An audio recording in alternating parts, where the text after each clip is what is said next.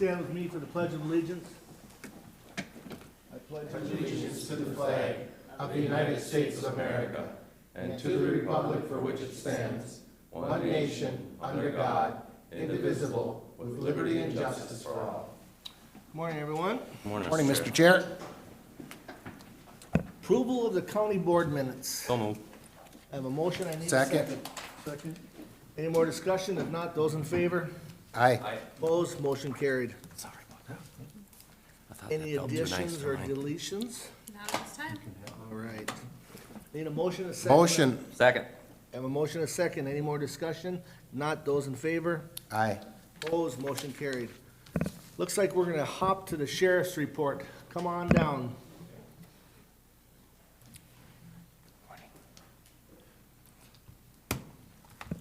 Morning, Sheriff. Morning, Sheriff. Morning, Sheriff. Morning. So we are ahead of schedule, which means Yes. I need to get prepared. Sheriff, what's that called? Adapt and, Adapt and overcome. thank you. And we are there. All right. So we're ready to go. Before we start, you know, this is dealing with September, so I just want to highlight an incident that occurred. It was an ATV accident that occurred in Cushing Township, and I don't think our dispatchers get recognized enough. And because of this incident, the ATV accident involved a 5-year-old girl and her father. And they both were actually injured. The father was somewhat unconscious, I guess. The daughter is the one who called 911. And because of her actions and our dispatcher's actions, they were able to get the proper response to the scene. And ultimately, they were both located. And in the father's case, he was saved just because of his severe injuries. So I did a life-saving award that I sent in as a nomination to the Minnesota Sheriff's Association. And I just don't want their good works to go unnoticed, so if you don't mind, I'd like to read this. Please. Go right, please do. Okay. So, again, it's a life-saving award, it's a nomination. On Sunday, September 22nd, 2019, at approximately 5:26 p.m., the Morrison County Sheriff's Office received a 911 call from a 5-year-old child, Avery Amstutz, stating that her and her dad were badly hurt and she didn't know where she was. So Morrison County 911 dispatcher Amanda Dzurek took the call.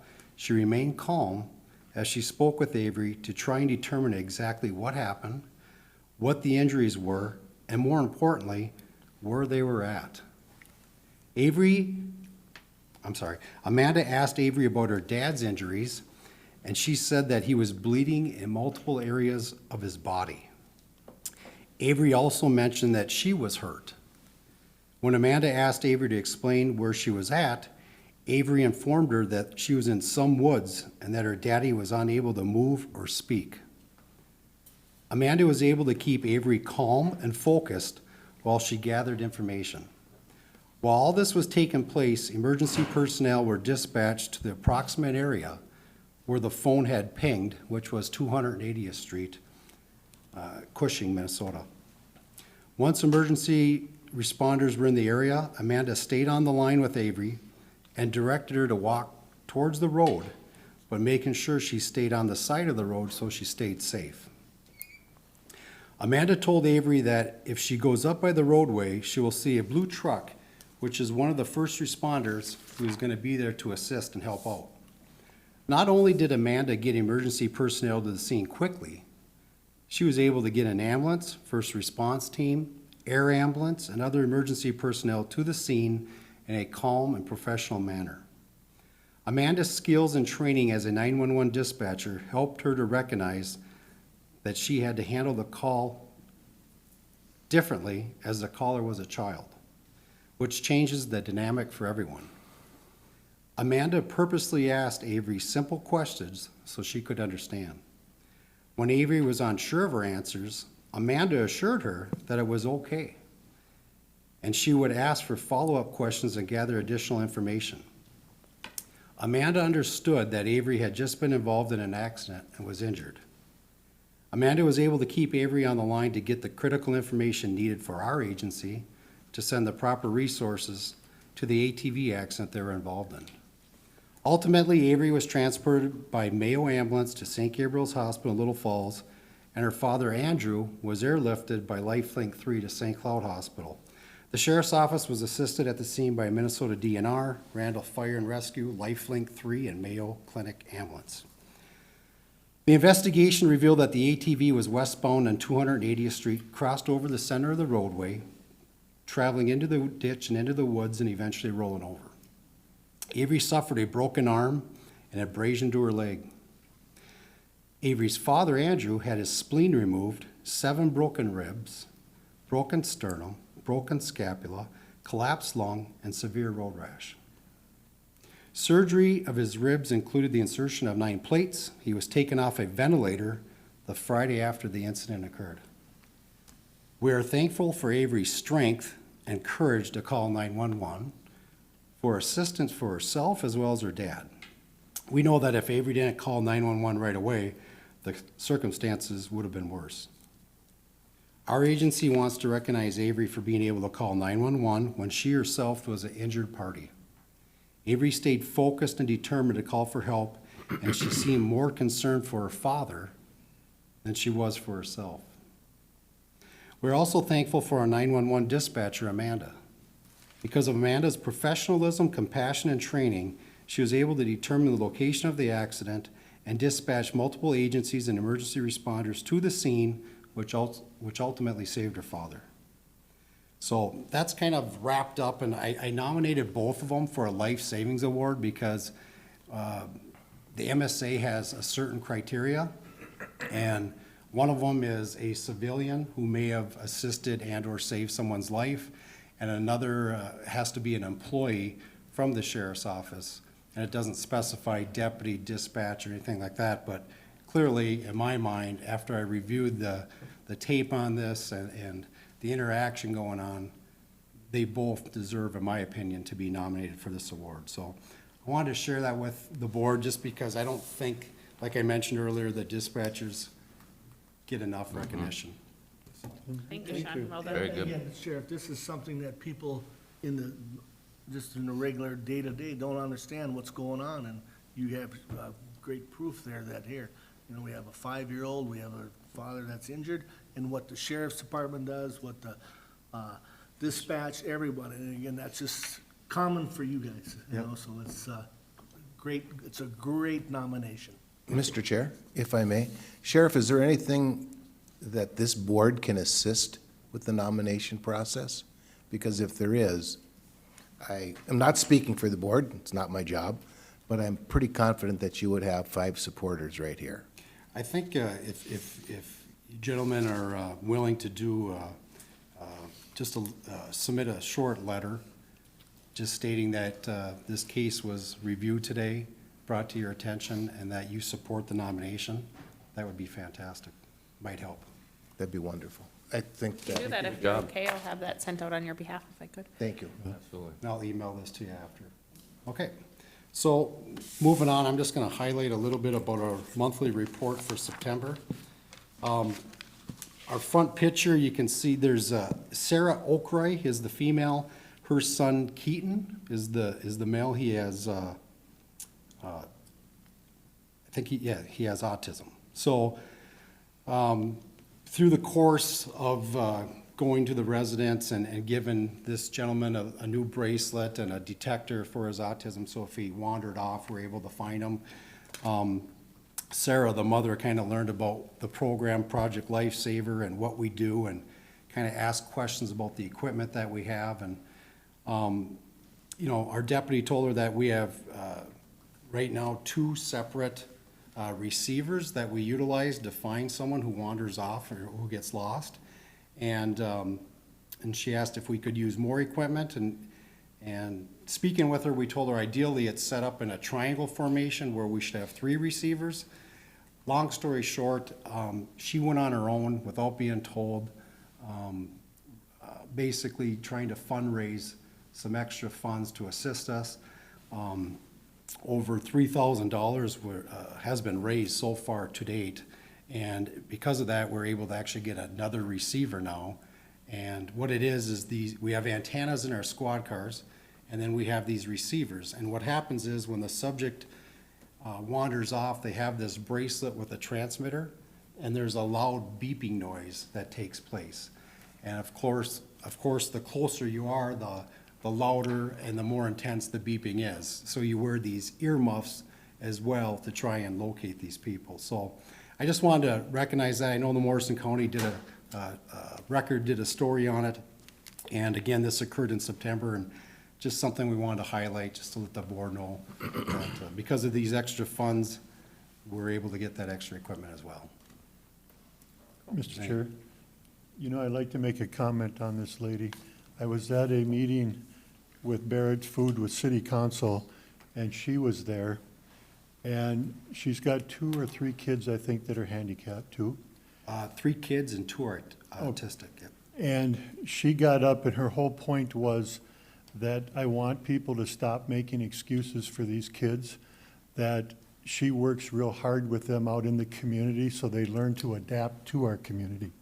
That, and I didn't understand, some of these places in a grocery store, they can't walk down certain aisles because of smell and this and that. But her whole point was that, to let these kids go out and teach them what the world's about and to make them better kids. And I was real impressed with what she did that night. And I didn't even know her name before that night, but that'll always stick with me about how she wants her kids to learn how to adapt what's out there in our area and stuff, instead of making our area adapt to the kids. And I just wanted to make that comment because I recognize her off of that. No, I think that's great, and we appreciate her efforts stepping up, recognizing that, hey, there is more equipment that could be purchased to help out. What can we do as a community to help out? And to have people like that, that's phenomenal. It is. So moving on to our complaints, I just looked back out of curiosity. I went back to September 2015 just to see where we were with complaints. That's when I started my first year as sheriff. And looking back, we had 800 total number of complaints, and you can see now we're at 961. And I can tell you that it's busier times. There's a lot of stuff going on. It just seems we're busier paced. But I will tell you too, some of that number is driven just because we did do things a little bit different. For instance, if there was an incident in the city of Royalton and there was no Royalton officers working, we would be the primary on the call. In other words, there would be an incident report that's generated from our office, but we also would list them as an assist, which would count towards the numbers. And the reason we did that is because without the Royalton officer going to our reports and reading it, they would have no idea what's going on in their city. So they would be the assist, and they would follow up if needed, and they would complete their report if there's any follow-up, and or if there's not, they would just close it out. So that's kind of an example too as why the numbers have gone up. Civil process, you can see we brought in $1,804. I know we don't talk about this much, but that's basically money we get from attorneys, law firms, and independent people who want papers served, whether it's a summons and complaint, eviction notice, or a notice of mortgage foreclosure sale, things of that nature. That's where we receive our funds. We'll talk a little bit about drug investigations later. For training, you'll see we had 12 officers attend less lethal impact munition training, and 14 officers attend less lethal impact munition training with distraction device training. We also had officers attend stop sticks training. We had 7 officers attend LEOSA. That's a Law Enforcement Safety Act. Those are retired people who they retired from the Morrison County Sheriff's Office and or Morrison County in general. And what it is, they don't have to get a permit to carry as long as they follow this act, which means they have to successfully complete a qualification shoot that our agency puts on and post-board approves, if that makes any sense. So they just have to carry their ID card and proof that they completed this successfully. A little bit about training, as as everyone probably knows in the news or has heard news releases, this less lethal impact munition stuff. This is where we're doing 12-gauge beanbag rounds, and we're actually practicing. When I started, we had just a couple 12-gauge shotguns that were designated for beanbag rounds. Right now, we have one in every squad. And the reasoning for that is we're running into a lot more mental health. And, you know, the critics will say, what's going on? Why do you always have to use deadly force? Well, sometimes that's not an option. Sometimes we may have to. But we're trying to give ourselves, if time permits, other options as well. And i.e. beanbag rounds has been a good option. We've used it a few times where if we have contact with somebody with a weapon, and just so everyone's clear, and we all know this, that no officer wants to use deadly force. But we have other options available if time permits, and that's why we're all training, making sure every single deputy goes through this training with less lethal munitions. A 12-gauge beanbag round, it's a minimum distance 20 feet, maximum distance 75 feet, just to kind of give you an idea of that range. Stop sticks training, again, we really, we kind of step that up just because if pursuits come, we want to end them quickly if we can. We don't want pursuits to go through town, go through 30-mile-an-hour zones, 100 miles an hour. That's stuff we just don't want to see. So if we can do a pit maneuver and/or like stop sticks, where we can utilize stop sticks and take the vehicle out of commission, that's what we need to do. And it sounds simple, but really you gotta train on everything you do so we're all on the same page, and it's second nature if it does happen. 2-year complaint, or 2-year comparison, I'm sorry, with the graph. Maybe that's, we'll save that for later, unless you can scroll down. Yes, I can. Sorry about There you that. go, no problem.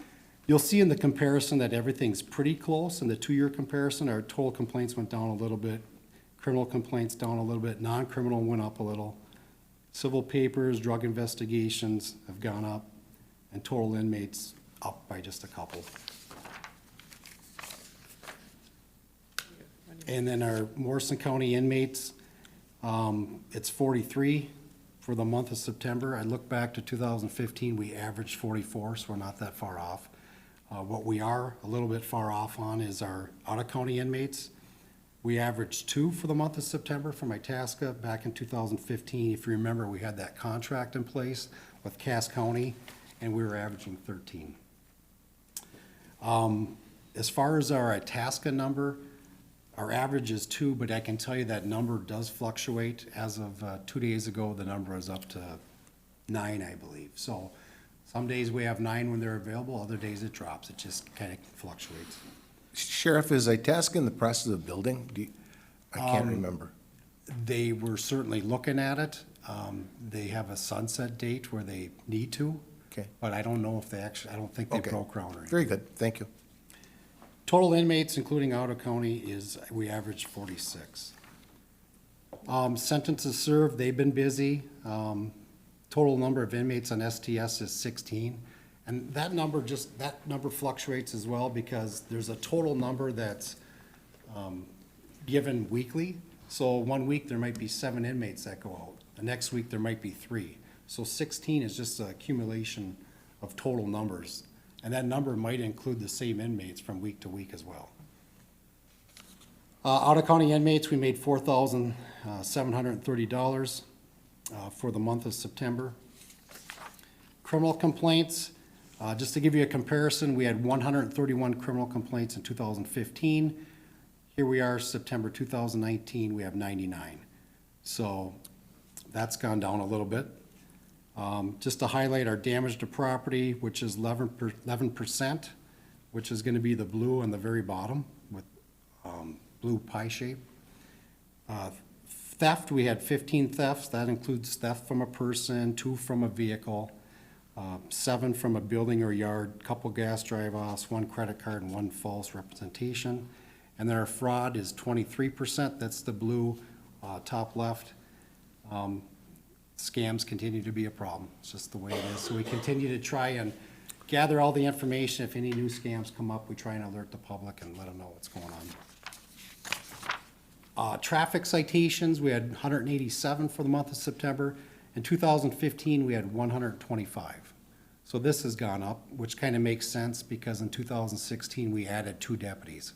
So of course, just the number of stops and the number of activities is going to increase. Just to highlight, verbal warnings, 116, written warnings, we had 24, and speed, we had 21. Those are the 3 biggest pie shapes there. Have you noticed a lot of cell phone since that law went through? I have, and it's funny you mentioned that because I went back the last 2 months, and there's been a lot of incidents. And we actually have our own section for hands-free. This month, I don't see it, but which means that went down to the verbal warnings. So guys are usually, if it's a first-time offense, there's no track record, more than likely they're probably getting a verbal warning. But then it's documented, and if it's a second time, it's a citation. So, but yes, we have seen an increase in the last couple of months. Outside of that, that's really all I have outside. I'll let you know real quick, our month of October, just so you guys are aware of what's going on in the community with our STS, they've been moving rocks around the courthouse, chipping brush in the Hillman area. They've been active at Camp Shamana. The craft fair, of course, they help set up and take down. They've been helping out at the ice hockey arena. They've been removing squad decals, so when it's time for a squad to get new decals, they've been helping out with that to save costs. They've been assisting with sweeping of the new construction and the renovation going on, chipping brush and trees in Randall area. We had to clean out our cold storage. If we remember, the police department actually is taking custody. Be a good word? Sure. The building, yeah. They're taking that shed, and they actually have it in place right now on the property across from Public Works. So the inmates helped out with cleaning of that before it actually got moved over. And then unloading semis for the food shelf and picking up trash on the county road. So they've been pretty busy. Well utilized. Yes. Mr. Chair. If I may, I'll just speak just a little bit, if I may, Yep. to STS. STS does not go without a cost. We all know that. There's a cost to everything. But I think that, in my opinion, the general public, for you and for me and for everyone else, not only does it get these folks out of confinement, if you will, there's good that's being done. General public sees that good, and thus, I guess I'm going nowhere with this other than I fully support the program. And I know that it is not a free program. It costs like anything else costs, but it's a good program. They do a lot of good work. They do, and you know, if you get asked in the community, well, who qualifies for STS, it's good to know that it has to be granted through the court. In other words, the judge has to okay it, the sheriff has to okay it. They have to be sentenced to like a minimal risk crime, so it's not any crime of violence where they're gonna be put out in the community.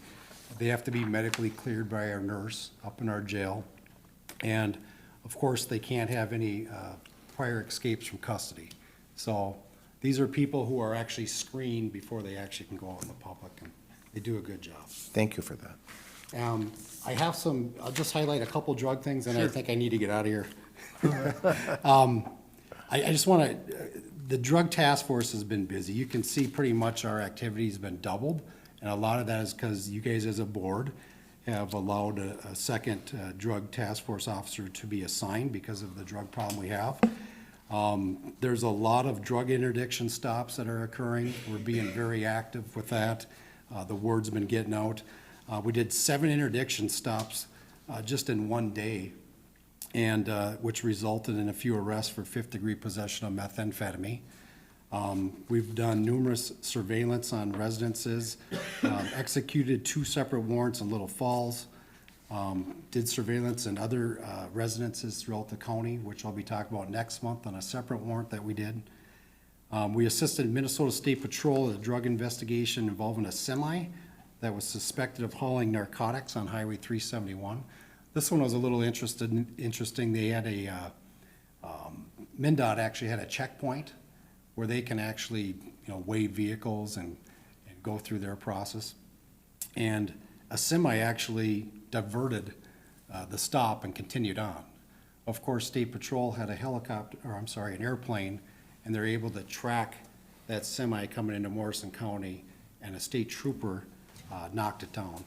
And through the course of the investigation, the trooper had the semi go back to that truck stop on 371 just into Crow Wing County, and they requested our assistance for a canine search. So we found some hidden compartments inside the semi, and so there's no charges. However, we just gained intel, and we found out that the semi was coming from Texas and kind of figured out the route that was going and where it did some drop off. So that's so good things happened because of it, but yet it was pretty suspicious, and it involved our investigators, our canine, and they've been putting a lot of work into that as well. Outside of that, they stay busy. We've been doing some warrants. We've helped Todd County. They're part of the Violent Offender Task Force as well. So anytime we do a warrant, there's always a threat assessment, and they do a criminal history, and they make sure, I guess there's a number attached to the threat assessment. So if there's prior criminal history, there's crimes of violence, any weapon involvement, anything like that, that would justify utilizing our SWAT team. And so we have used our SWAT team over in Todd County this last month as well to assist them. Outside of that, that's really all I got. We're working on the Brisk case again. It's coming up, the anniversary of 3 years.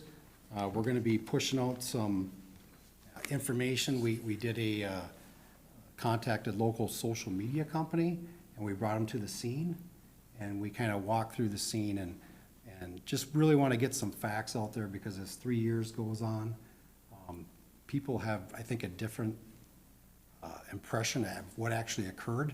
So we're just kind of listing the facts and trying to get things squared away.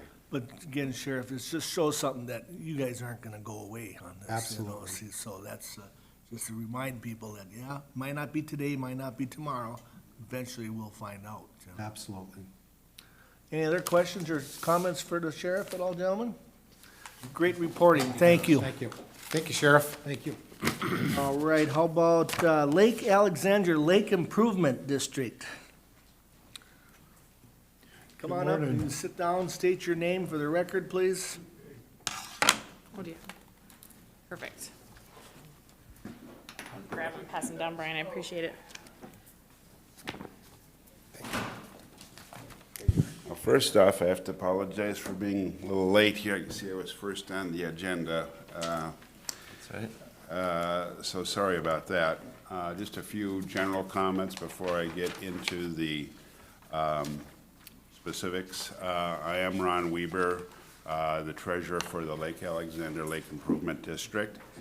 And I just wanted to mention three general things that we're dealing with right now before I get into the financials. But zebra mussels have been found on the lake, but it was only 2 adults so far.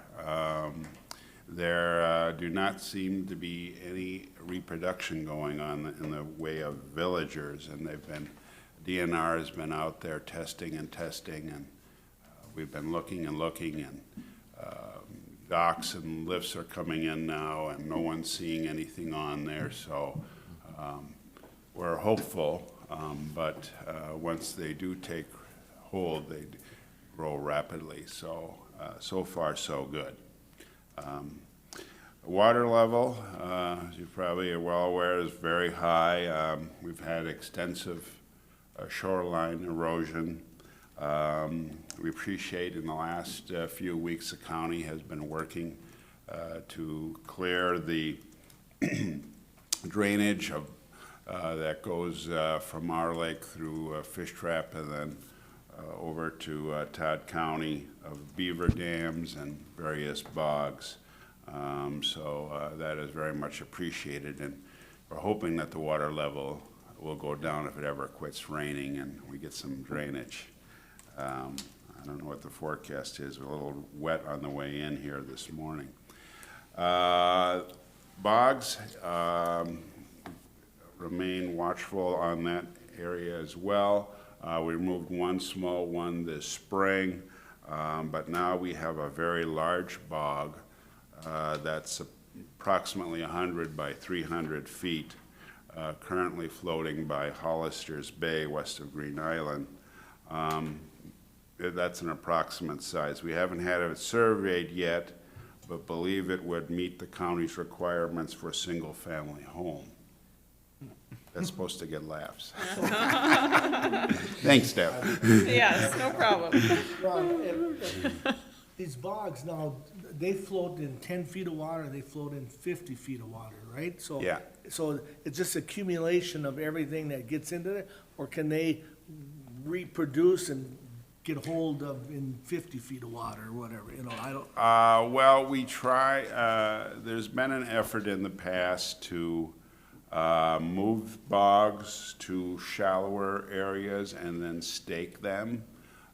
Before, we were allowed to use metal stakes, which were more effective, but DNR told us that we have to use wood stakes, and those are not very effective, so if they don't take root in the shallow areas, then they tend to refloat. And it's been our board's policy to remove them, as opposed to try to relocate them over and over, which is an ongoing expense. We'd rather have the one-time larger expense than be done with the bog. so to remove a bog like that must take extensive manpower, vehicles, or whatever, I'm assuming, huh? Right, it would be a huge undertaking, and we're exploring that right now. It looks like we would tentatively use the county public landing on the south shore there. But right now, it's not moving. We were kind of hoping that it would flow west so we could sell it to Todd County. But I don't think it would make it through the thoroughfare. Mr. Chair, Ron, didn't you have this a few years ago, or wasn't that Lake Alexandra that had, did you remove one? Did you have a? Yes, well, Okay. we've been removing for years. Continue, actually. okay, yeah, I remember it was a larger one or something. Yeah, we. I'm sorry. He made a joke. Yes. Oh, okay. Tried to. Try to. Well, he probably did better than I did. He referenced Greenland. Oh, okay. All right. I hear you. Yes, Deb. Okay. Yeah, we just, because rather than having an ongoing expense, we'd rather bite the bullet, and then we've got the resources to do it. Yep, So, okay. so that's where we're at. So, with that said, unless there's any questions on that particular areas, I'll move on to our treasurer's report. This is the report I put together back on July 10th, and when we for our annual public meeting, which was well attended. You first of all see that we have assets of about $275,000. Our checking balance right now, and I'm on this page, lid report. We've got revenue, primarily our tax settlements from Morrison County as a result of our assessments that you've approved. And then I've listed various expenses and where we look like we're going to be here at the end of the year, about $32,000 some dollars in our checking balance. So taking that number forward, and the reason I'm here today is to get approval on our assessment for year 2020. Bring that $32,000 forward. We're asking for an assessment of $75 this year. Last year it was $85, so it's a drop of $10. The year before it was $200. So we're dropping the assessment rapidly because we have less and less expenses typically because we have been removing the bogs as opposed to relocating them. And additionally, the amount of invasive weeds are down considerably. So those expenses are also down. So I think we've done a pretty good job of managing some of the hazards, if you will, on the lake. So with that $75 per riparian owner assessment, we have projected expenses listed there. Most of it has to do with weed control as opposed to bogs, and we're looking at, by the end of 2020, a checking balance that's slightly less than where we anticipate being this year. If I may, Ron? Yes. Again, it's great information here. Help me out. You have assets of $275,000 in the state bank right now, which is, see, I mean, you have it written out there. Why do you not touch that money to help pay for the $75 assessment? Well, actually, our expenses now are getting very close to our revenue. We haven't had to touch that money, and it was built up during the time that we did have a lot of huge expenses. But as I mentioned now, that we're continuing to drop the assessment and look forward to dropping it probably on the rate of $10 if we can continue on with the current. So this 275, what is that used for? Is that emergency fund? Emergency fund in case we'd have some, like that huge bog I was addressing earlier, or if the zebra mussels were to be an issue, or say the storywort invasive species. There's a number of, I think it's something on the order of 200 different invasive aquatic species that are in Minnesota right now. And so we know it's just a matter of time before some of these things spread to our lake. Because again, to me, is looking So at. we need to be able to address it. Right, but if I'm looking at it as I'm a landowner, I'm looking at, well, we got this much money in our check, why can't we maybe use some of it to help offset the, I mean, it's good that you do have savings, some of the lakes don't have Right. any, you know, so I'm just looking at it as from that point of view, as a homeowner, if I'd be on the lake, I'd say, hey, rather than assess me, you know, are you taxing me too much because we have this money in here? In 2018, you had 255, you added another 20.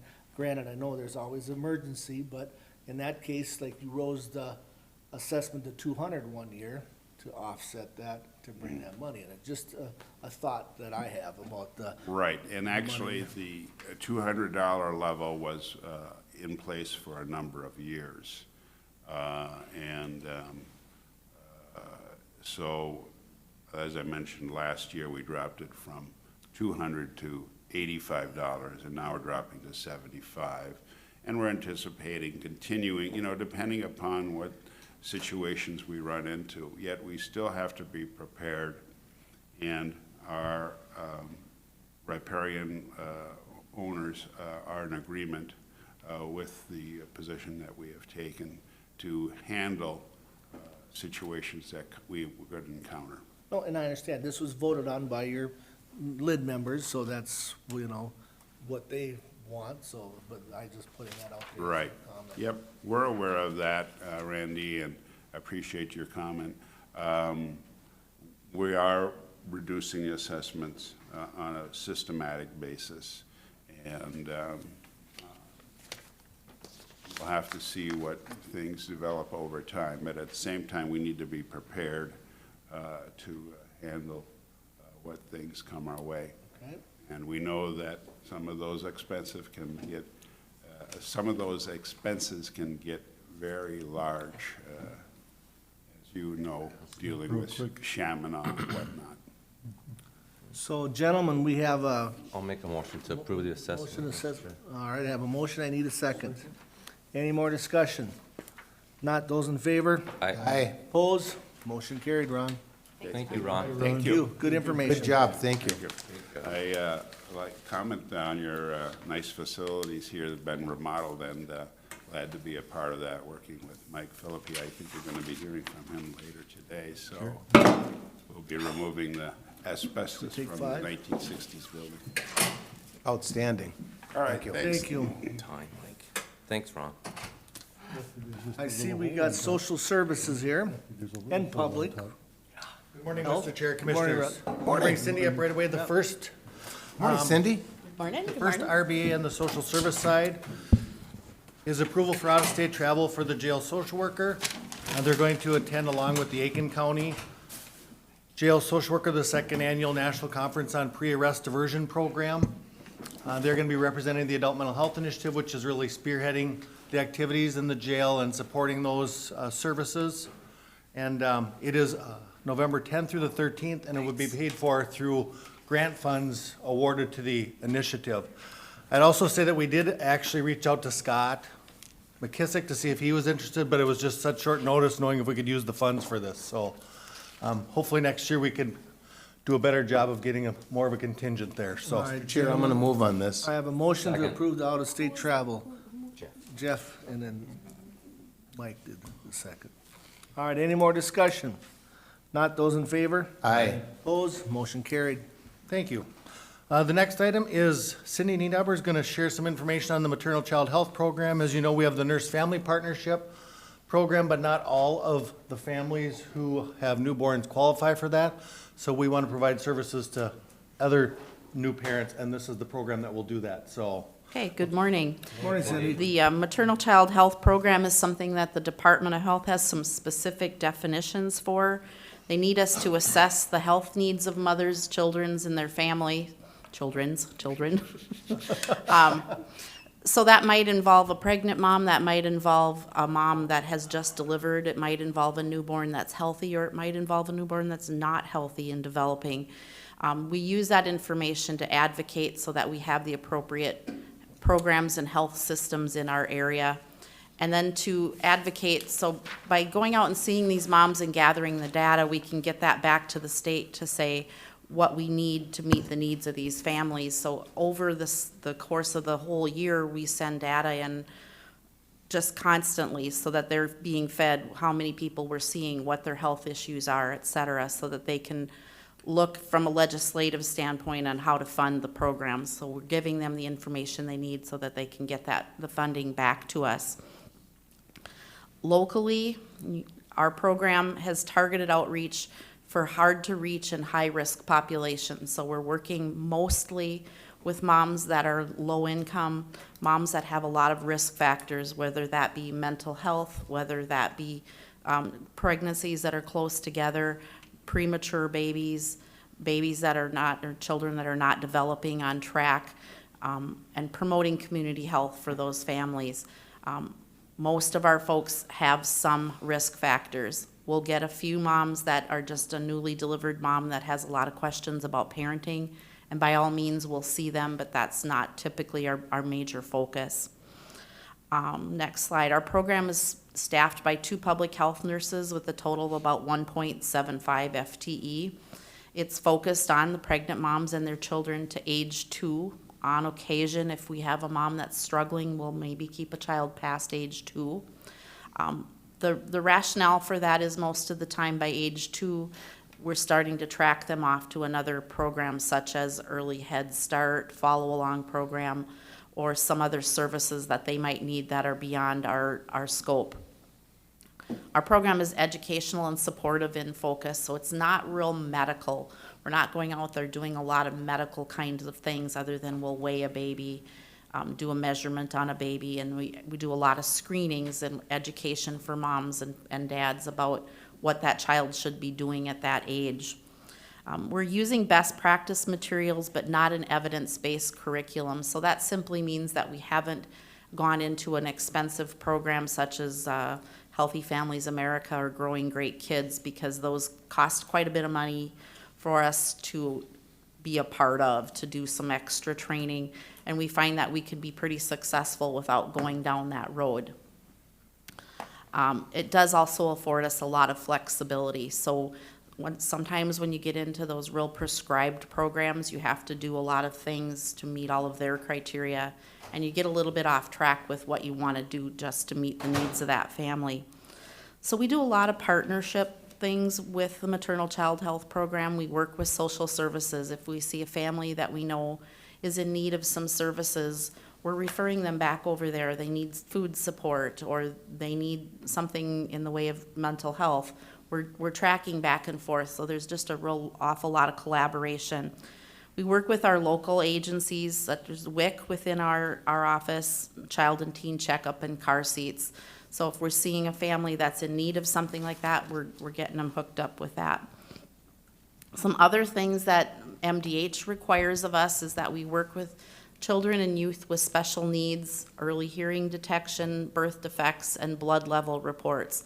And so what that means is that the state is getting reports from clinics and hospitals about babies that are born with birth defects, hearing loss. They're getting reports from clinics when somebody has an elevated blood level. They know that from the state, from down in Minneapolis and St. Paul, they really can't manage those cases, and they farm them backwards to us and say, follow up with this family. Most of the time that means it's a phone call to a parent saying, are you getting that child in for some hearing aids or for some follow-up? Are you getting connected to the services you need? If a child has an elevated blood level, what have we done to mitigate that? Have we figured out the source? Are they getting back into the clinic to make sure it's coming down? Those sorts of things. The state has just learned that we can better manage that on a local level. When someone calls from Morrison County and says, your child has a hearing loss, have you connected with this and this and this? They're going to be more receptive to us than they are to a stranger calling from the state. So that's what we're doing within those programs.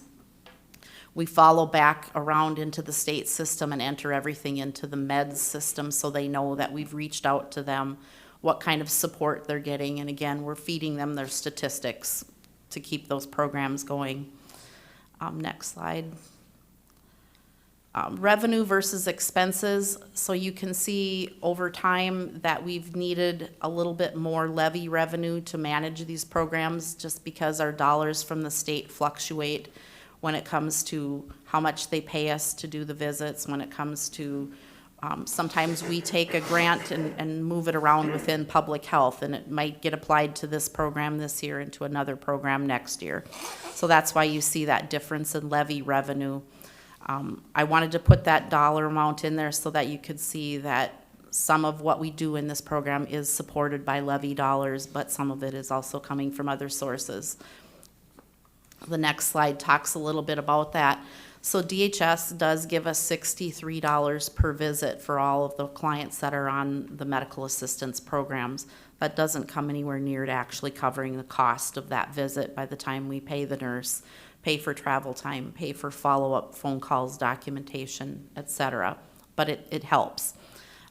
Under the South Country program, this year we're getting $145 per visit instead of that $63. Which is down. Previous years they were giving us upwards of $250. So when they ran into budget problems, they dropped our reimbursement for that program. Then listed under there are the local public health grants.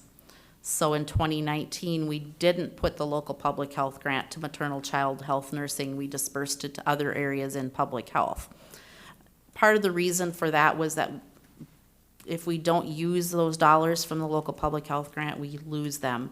We were a little concerned with our increasing revenue that we had been getting, that we might not use it all up if we budgeted it here. So that was just a little bit of a budgeting maneuver to make sure we used every dollar that they gave us. And then the Title V grant, we're budgeting around $42,000 a year, all going into the maternal child health program. And then that smallest amount on the bottom, we get just a little bit for some of those special things that we do with hearing and special needs and blood leads, and adds up to about $2,000 a year that we can add into this program.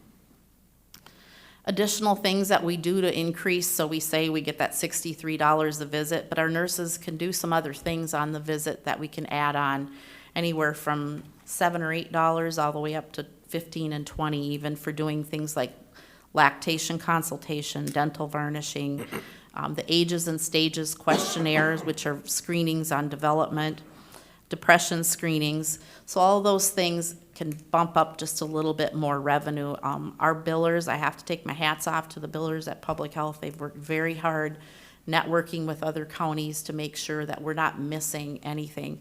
It's work that we have been doing all along, but you have to be clever about how to extract those dollars in the billing process. And the nurses have to work hard at making sure they're recording that too, so that the billers can track it and go back and recoup it. Just a little bit of talk about our specialized grant. We came to you last spring and asked permission to go to Sourcewell. We put in for a grant for the 5-county region of Cass, Crow Wing, Morrison, Todd, and Wadena. Approximately $49,000 was awarded to us to use for training in maternal child health, because clearly it's hard to get dollars to do that for our nurses, and we need them to feel competent. We had some training that was very specialized on maternal mental health, because we know that's an issue. Many of the clients that we work with are struggling with mental health, either related to their pregnancy or something that they had existing. We did our first training last week at Sourcewell, and it really went marvelously. We had 2 trainers come down from St. Louis County. They are using this Mothers and Babies program that's very focused on tasks for moms to do to be healthier mentally. 26 nurses participated last week, and we had a really good day with the training. There will be follow-up sessions from the Northwestern University trainers to help us with our implementation of that program. We have another training scheduled for midwinter. We're hoping, weather permitting, to do something in January, where we look at what are we doing to support the nurses that do this very challenging work. So we're going to look at some self-care for that staff, because that's important if we're going to keep our staff mentally healthy to continue to do that kind of work. Part of this grant also was purchasing a curriculum that's called Healthy Partner, or Partners for a Healthy Baby, which we have already done. That's been distributed to all 5 counties, and we're starting to use that. So because we don't have that highly specialized curriculum, we wanted some materials that our staff could use when they go out. And where do you start? How do you teach? Some leave behind documents. This is normal development for your baby. So it just gave us some of those tools. And then in November, we have 3 nurses that are going to be going to Fargo for a training on lactation consultation. And by having those CLC nurses, that allows us to do that billing for that service. So that's important. So just a kudos to Cindy, because she actually did write that grant, and I will say that counterparts around us who are not in those 5 counties, we're somewhat jealous of not being able to participate, because we did not allow other counties outside of Region 5 to participate because of where the funding came from, and just it would have been inundated with public health agencies that wanted to participate in this particular program. So really have to take my hat off to Cindy for writing the grant, and then Sourcewell for actually funding the training, including the cost of staff and the programming. So Our trainers that came down from St. Louis County said, "Whoa, we'd really, really love to have a facility like this," because Sourcewell did give us a room, wonderful IT support. They had coffee and water waiting for us, and it was just a really great day. We really felt very much like we were being treated and hosted as we were there for the day. They really have a great facility, and they opened their doors to us. And Mr. Chair, it's actually amazing how much Sourcewell does support the work that we do, the real work that we do, and us being out in homes and supporting families and children wouldn't be as well done if we didn't have partnerships like that. So it is Yeah. nice to hear. It was a great day there. Mr. Chair, Brad, when you make the comment outside of Region 5, it's outside of the 5-county region, right? Because there is Region 5, which this is not. Okay, just clarification. my Region 5. Well, I understand, but I need to Yep. separate both things, so thank Yep. you. So just in summary, maternal child health nursing provides a significant amount of support to both pregnant and postpartum moms and their babies. Our focus continues to be on education and support for positive parenting, as well as developmental screenings for those children. Our increased revenue is due to better billing practices, as well as just seeing more clients. Our nurses are out, they're all busy, they have heavy caseloads, and they're really running it. And then we're using the grant dollars that we can to support that work. Our referrals are strong. They come from hospitals and clinics, and I didn't put this in there, but we do get a fair number of referrals from our social services staff as well when they see families that are in need of that service. Again, the Department of Health relies on us to gather data about what's happening with our families out here in rural Minnesota, and that helps to drive the funding that comes back to us. That data collection system is going to be changing on 1/1 of '20. So currently what we're doing is 4 times a year I have to pull reports from our PHDoc system that gives them the information they're asking for, and then I submit it into a state system. They want that data even more real time. So they have worked with all of the software providers in the state, and on the first of the year, the program will actually, it's going to be called IVY, which stands for Information and Home Visiting Evaluation. Every day when a nurse finishes her documentation in this new system, she will click a box that says charting complete. At the end of the day, they literally will come into our system. The data will be pulled on a daily basis, so it'll be almost real-time data instead of everything for the past 3 months. And that's something that was driven by the Department of Health. They've been working on the project for about 2.5 years to update and change the way they gather that data. So we've got a big change coming in how we chart and document to meet that requirement. Questions for me? Anything, gentlemen? Thank you. Thank you for your support. Thank you.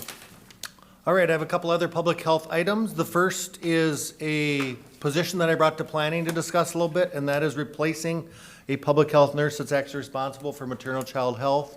We'll back up Women's, Infants, and Children's Program, as well as work with social service on the Parent Support Outreach Program. This position is funded through health plan reimbursements, some social service grants that we receive, and the Women, Infants, and Children's Program. And gentlemen, we discussed this at the planning session, so again, I'm asking, I'll make a motion to approve, Mr. Chair. we have a motion to approve the replacement of the public. Second. We have a second. Any more discussion? Not those in favor? Aye. Opposed? Motion carries.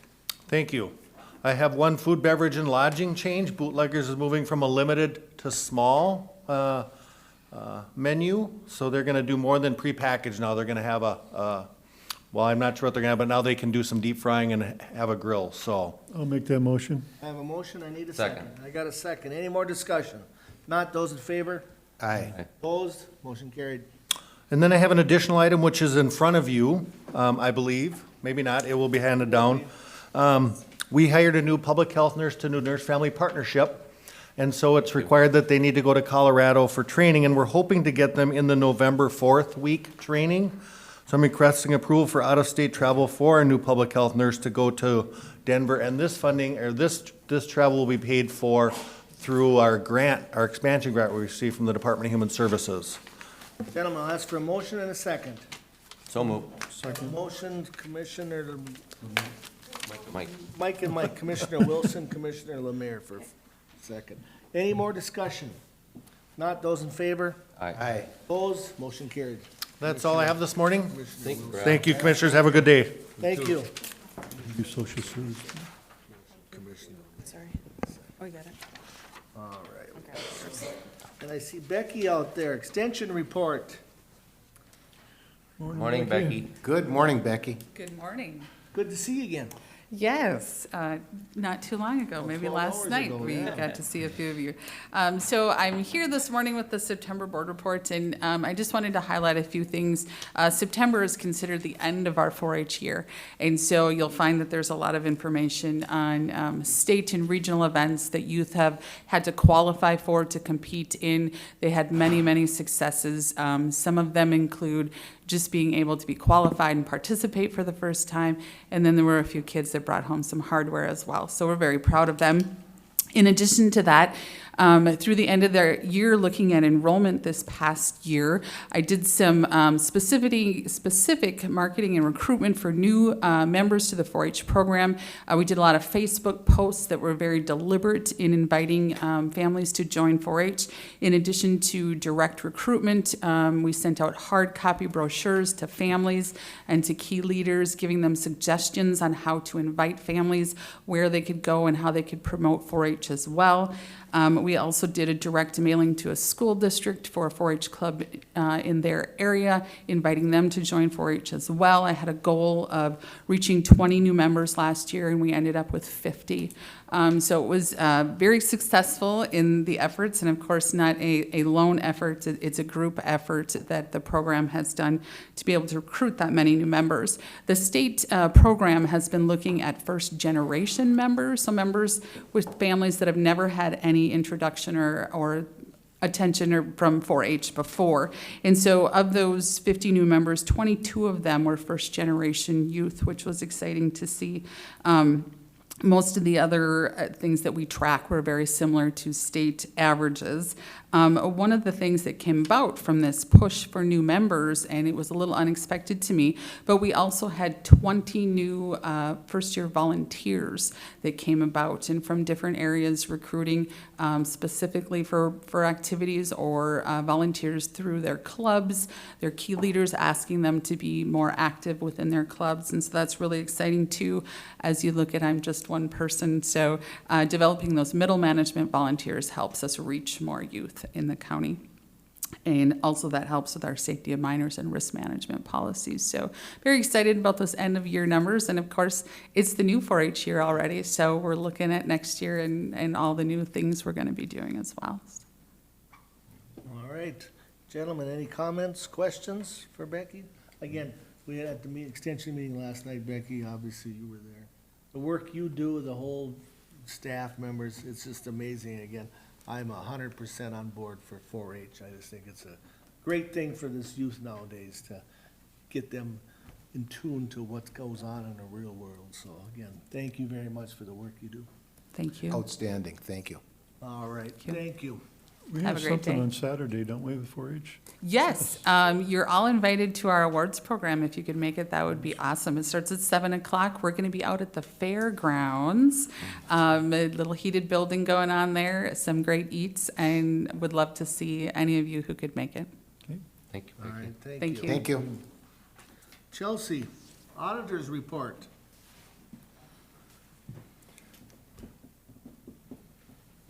Chelsea? Morning, Chelsea. Morning, Chelsea. Good morning. How are you guys? Good, good to see you again. Good, yeah, good to see you. In front of you today, I have third quarter investments, cash, and banks in front of you. So attached, I just want to go over in the attachment here, we have a visual for you to see where our bank accounts are and then where our liquid revenue accounts and our dollars are and our investments overall. So overall, our liquid and our investments are about 50-50. When you're looking at a total of liquid, looking at the 14,521,254.82, and then our investments tied at 14,291,885.55. So this is just a visual to see where our liquid money is and our investments, where our banks are at. Just a couple new things from the quarter before. Our building project was held with Deutsche Bank, and our agreement ended with them beginning of July. So now our building project monies is sitting in Magic in a new line item for just that building project. And then also in our investments on the bottom, you'll see that there's a CD with Magic. So if you can recall, I came to you asking if I could extend our relationship with Magic and do investing with them. So I took that opportunity in the third quarter to invest with Magic in a CD. So next quarter, you'll see, as I came to board to get approval for Mid-Minnesota Federal Credit Union, as they were offering that great CD rate. So next quarter, you'll see that new CD along with the member account that I received approval from you. Any questions or comments I for just got Chelsea? I got a question, Mr. Burke. The Magic account with the 9,962,000, that's the money for the building fund? Nope. So the building fund is in the special accounts, Okay. and then it shows, it's the second one, Magic 600. Building Project. Yep, so that was Okay, I was as gonna say, that of, looks like a lot of money in that account for all we paid out already. yeah, But nope. yeah, okay, Yep, gotcha. yep, good, Thank good, you. good question. Anything else, gentlemen? This will be a roll call vote. First of all, We don't actually need approval, Mr. Chair. I was just gonna bring the auditor treasurer, because you're done with this. Oh, yep, I do have, interest report next for you guys. Oh, okay, I'm sorry. Sure, nope, that's okay. So interest report for third quarter interest, this just gives you a visual, for quarterly interest. In third quarter, we accrued $179,039.38. To backtrack, just to give you an idea, in quarter one, we had interest of $121,760.37. So an improvement from quarter one to quarter three. And just to let you know, just kind of a background of CDs for this year so far. So far, I've had 27 CDs that I've had to take care of or that came due and matured. So out of the 27, 20 of them matured so far this year, and then I either reinvested or cashed out, and 7 of them were called on. So I don't know if you're aware of what called on means. You No, can. I'm not. Please tell Sure. me. We have the option to invest in a CD that may be callable.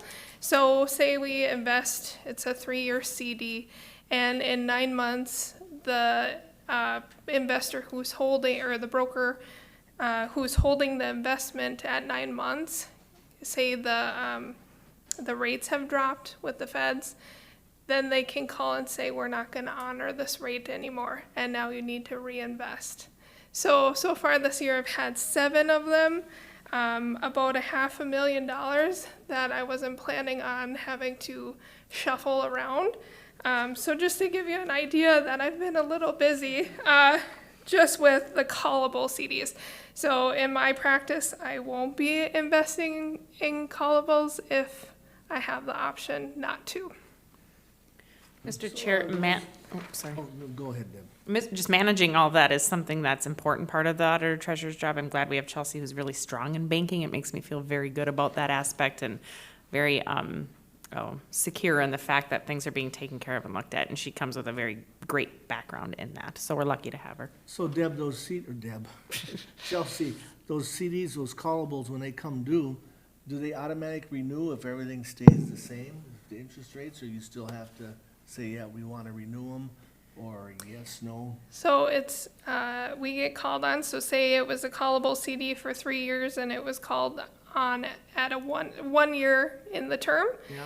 And say we had an interest rate of 3% and now our greatest rate is 1.8, that's where we have to reinvest. I understand that, but let's look on the great side, let's say that's at 3%, and it's a 3-year, but interest rates go up to 4 or 5, you can't say, you know what, I want to reinvest this now at 4% because you're only paying me 3. Good question. So normally on a callable CD, there's options where there's step-ups in the interest. So you can start at 3%, and then the next quarter or next year it can go to 3.5% or 4%. So it can climb, but in our trends right now, Right. it's not doing so. So that's a good question. Right now, the market is not for. And I see that. Yep. What the feds are playing now, so. Yes. So I just, on top of the interest report, year-to-date in 2019, we have achieved $473,033.94 in interest. And just to kind of trail back to say 2017, and 2017's total annual interest, we had $247,248.86. So definitely a big jump, which we like to see. There we go, yeah. Any more questions or comments for Chelsea on that? Anything else on that other than the bills? The last sheet I have is just the normal cash report that you see on a monthly basis. So this shows where our dollars are at and in what fund. All right, any questions or comments on that? If not, we're gonna I need a motion to pay all the bills. So move. All right, I need a motion, I got a second. This is gonna be a roll call vote. Again, any more discussion on that? If not, Commissioner Jelinski, Aye. Commissioner Blaine, Commissioner Wilson. Aye. Commissioner Lemare. Aye. Myself is aye, motion carried. Thank you. Thanks for the Thanks, info, Chelsea. Chelsea. Chelsea? Oh, good job. Mr. Bukowski. Public Works report. Morning, Steve. Good morning. Morning, Mr. Steve. Chairman, members Morning, of the Steve. board. 2 items for your consideration today. The first one is relative to an agreement with the Department of Natural Resources for the enhancement of our master plan at Belle Prairie Park. As the board is well aware, over the last couple of years, we have been working for regional designation of Belle Prairie Park. We developed a master plan in order to be able to compete for that, and we're successful in being designated as a regional park. We had members of the Greater Minnesota Parks and Trails Commission that met with us that were supportive and believe that Belle Prairie Park has great potential, but that the master plan that we have currently is lacking in some details and terms of design of what the projects will be and what those projects will cost. So they were supportive of our application for funding to enhance our master plan, in which I would envision that what it will incorporate is take the projects that we had developed with our committees, and we will get into preliminary design of what that may look like. Let's say one of those was to go to an 18-hole disc golf course at Belle Prairie Park. That this would work towards laying that out so we knew how it would fit within our property boundaries, and also then what the cost of that would be. There were projects in there such as improvements to the playground equipment. We would see that there would be designs that we'd incorporate into our master plan and the costs of those, which the one that was adopted that allowed us to be able to apply for this grant didn't have. And so this is an agreement in order for us to move in that direction, and a request that the board would adopt. Gentlemen, I'll ask for a motion and a second. I'll move on that, Mr. Chair. Got a motion, I need a second. Second. It's a resolution to enter into the agreement and authorize the administrator and the chairman to sign it. All right, so I have a motion and a second. Any more discussion on the resolution? If not, those in favor? Aye. Aye. Opposed? Motion carried. Thank you, Mr. Chairman. Mr. Chairman, members of the board, the second item relates to a current agreement that we have with the Minnesota Department of Natural Resources relative to the Camp Ripley Veterans Day Trail. We have in our 5-year plan the replacement of the bridge over the Little Elk North Randall. As a part of that, we were designing, we have a timber structure in place there now, which will go to 3 large box culverts. As a part of that, we'll accommodate the trail on currently it's anticipated to be accommodated on the east side of Dove Road. Our agreement with the DNR was for $45,000 to support our costs in the design for their portion of the work that will take place. So there's gonna be 2 things happening at the same time. We're gonna be replacing the bridge to accommodate Dove Road, but we're also gonna be extending it so we can accommodate the trail. We'll be breaking that down. The DNR will be supporting their portion of it. They've already received the grant to cover the additional cost of the lengths of the pipe, that type of thing. This was for our work in the engineering and construction, staking and inspection. Following that, though, we were successful in obtaining federal funds for the pavement preservation project from Randall to County State Aid Highway 5. The county will be designing that project, but with it, we wanted to be able to work towards accommodating the trail in that segment. And so what this amendment to this agreement will do, it raises the engineering amounts that the DNR will cover from $45,000 to $145,000. And those funds will be utilized to focus on the trail aspect of it. And we intend to use Bolt and Mink for that work. The work on the highway itself will be conducted with our own staff, and so we'll be able to keep that separated, but we will manage that with our road project. And so what this is amending an agreement that we currently have, going from the $45,000 for engineering costs to $145,000 to accommodate the much larger project. Gentlemen, I'll ask for a motion So moved, Mr. Chair. in a second. Any more discussion? There's an expiration date on this here. Pardon? I don't think there was a Was there a second it? Because this is gonna be a roll call. I'll second Okay, it. all right, I have a roll call. So anyway, in the discussion point, I'm assuming you'll have this done before the expiration date, because I don't know what happens if, Well, that is the intent. If we ran into a situation where we were buttoned up against the expiration date, we would have to come back with extension. And typically, those are relatively easy to get. all right. Gentlemen, I have a motion and a second. Any more discussion? Mr. Chair, I sit on the Camp Ripley Veterans State Trail Committee, and it's a much bigger project than most anybody and their brother would ever guess what it is. But it only makes sense that we're redoing a road, that you join forces and you work together. And to me, that's what a good piece of this, a resolution, if you will, is doing right now. So I support that. All right, any more discussion, gentlemen? Steve, when you say Dove Road, you're talking County Road 1? Yes, Same thing? yes. Okay. Anything else, gentlemen? Roll call vote. Commissioner Lemire. Aye. Commissioner Wilson. Aye. Commissioner Blaine. Commissioner Jelinski. Aye. Myself as aye, motion carried. Thank you, Mr. Chairman, that's all I All have. right, Steve, thank you. Have a good day. Thank you, Steve. Thank you. Amy, Land Services, come on down. Good morning. Good morning, Miss Amy.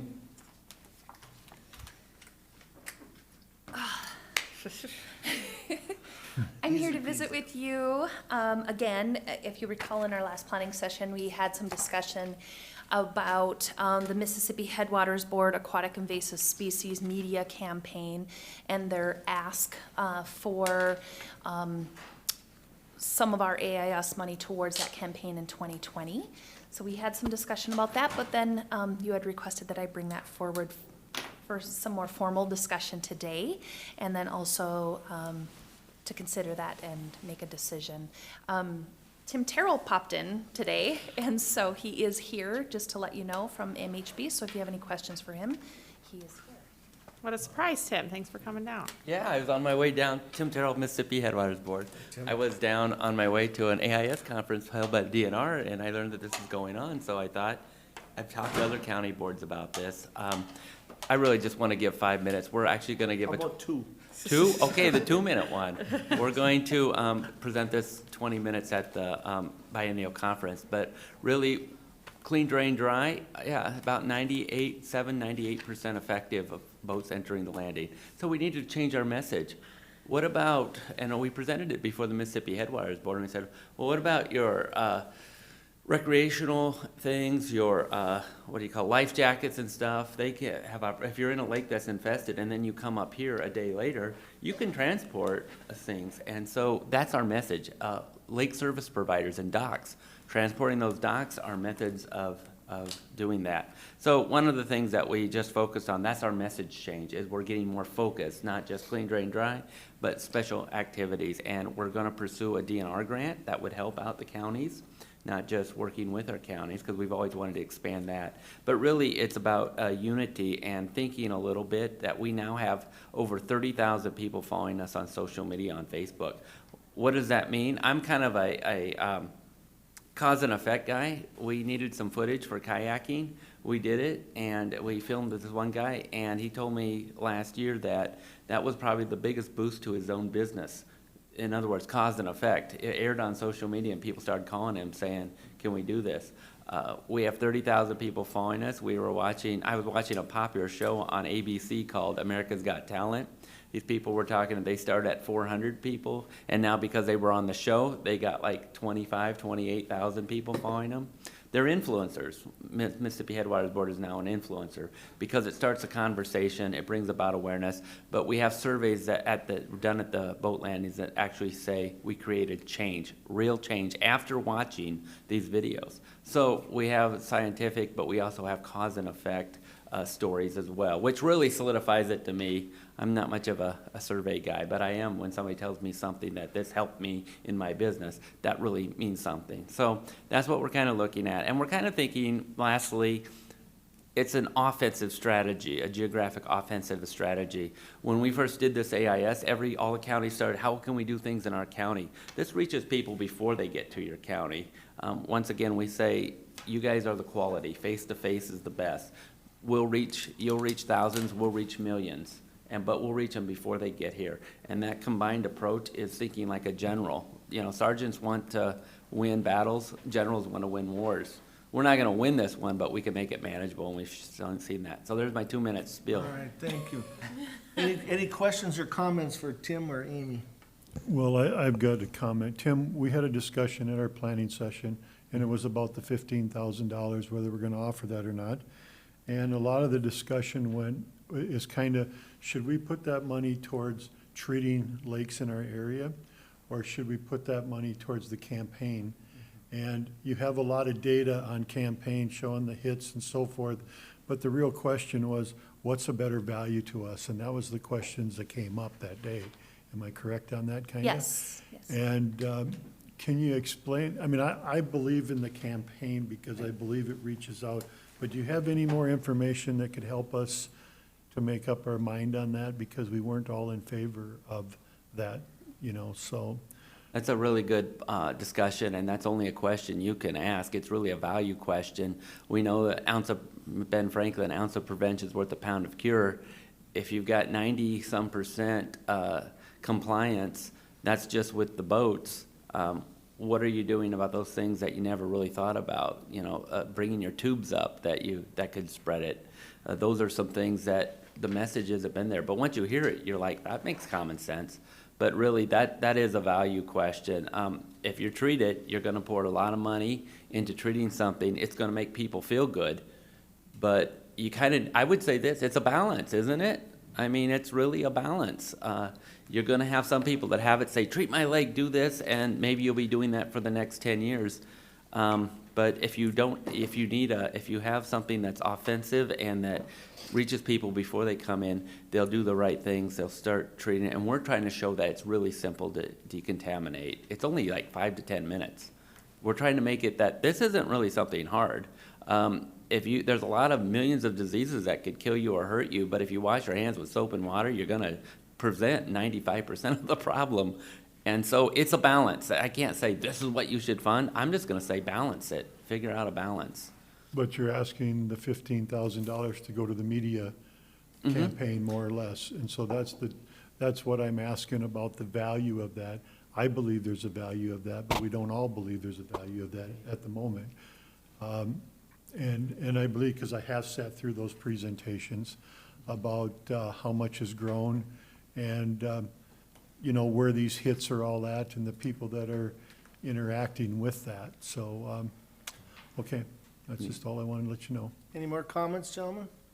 I'm going to be voting against this today, Mr. Chair, just in the fact that I believe that the resources, the grant money that we receive for AIS, I believe should be used in our county to aggressively fight AIS, or give the opportunity to give that money to some of the LIDs that recently lost their state funding for AIS treatment.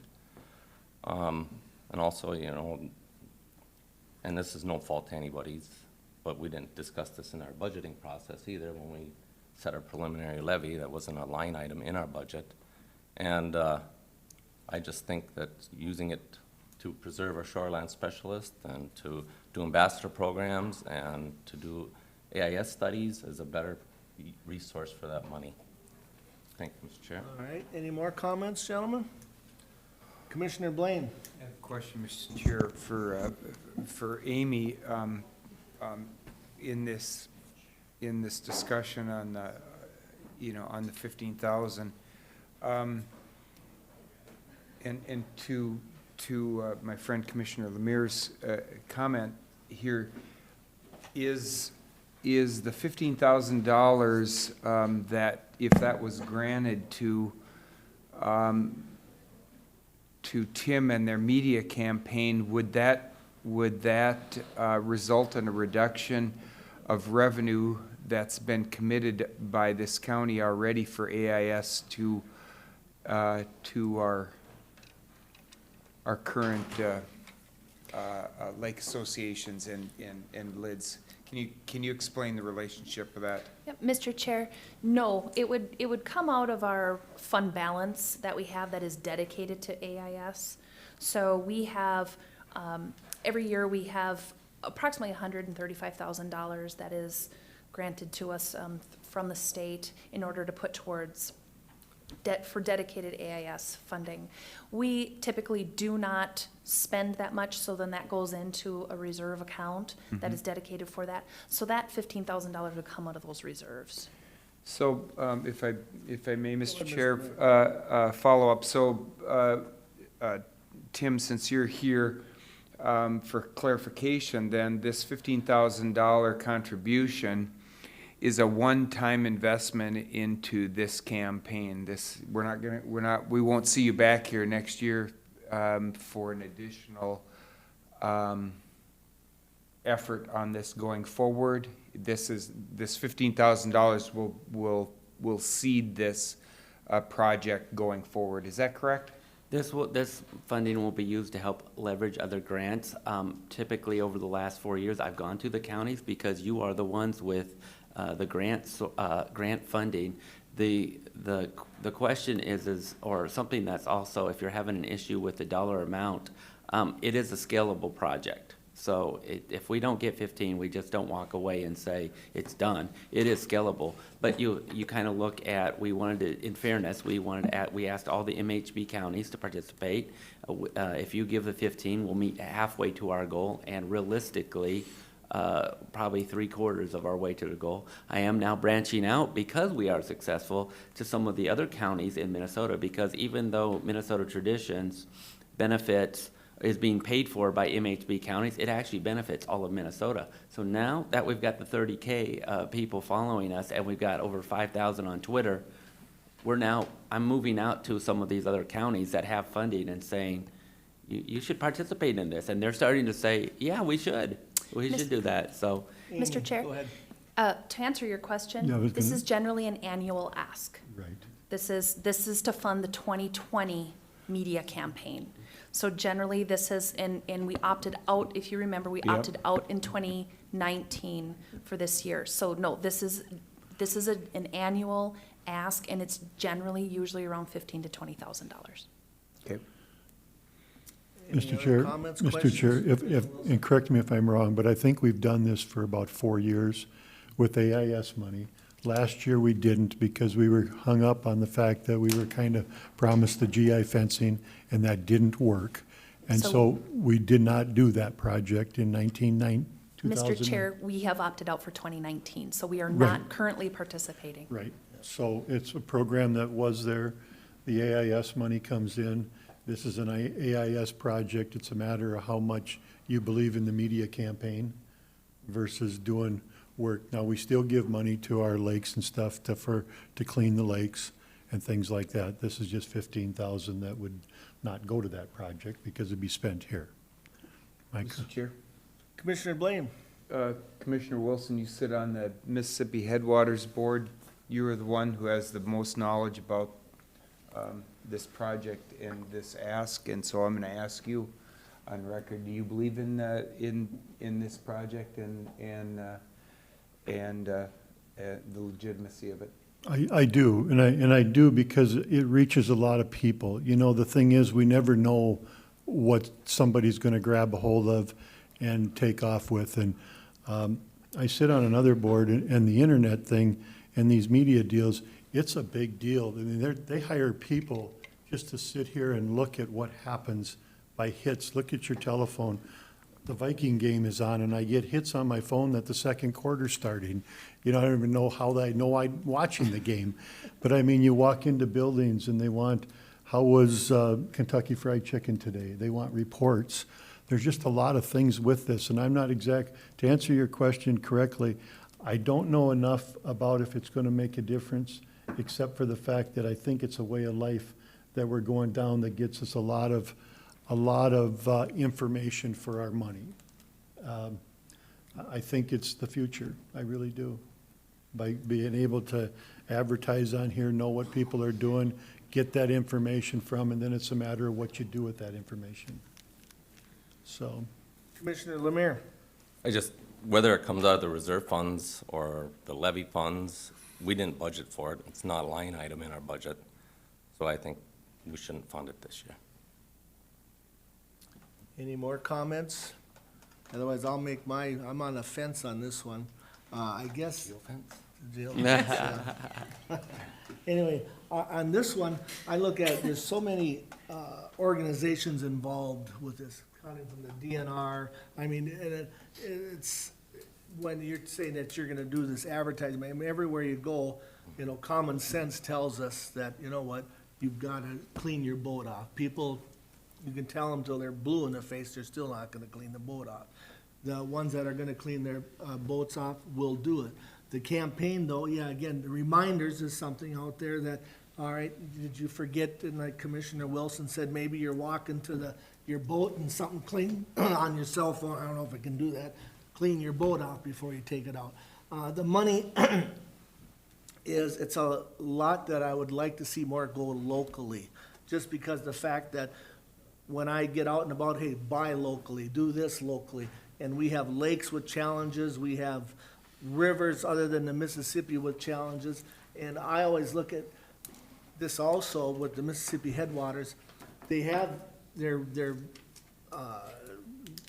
reason to be here, but there's also places where, like in the cities, you know, Little Falls, you have no control to tell them if there's boat landings here, whatever, they can't advertise for them, but again, it's a reminder thing. But, you know, moving forward, at this time, I'm a person that too wants to keep the money locally, and I think it goes to a better cause. You have, you know, I think Commissioner Jelinski, and call me if I'm wrong, we do everything right from all the way from Bemidji to Royalton, and then what happens to the people from there? They have nothing that, you know, so they can pollute the water all the way down. So we're keeping ours clean, but is that the whole thing? So, and I think, again, my point would be, is the lakes, they're keeping our lakes clean. There's nothing that can, you know, do any harm to them because they're concentrating on our lakes that people that, you know, we use here. So I will be voting no, but I'm gonna be asking for a roll call on this one also.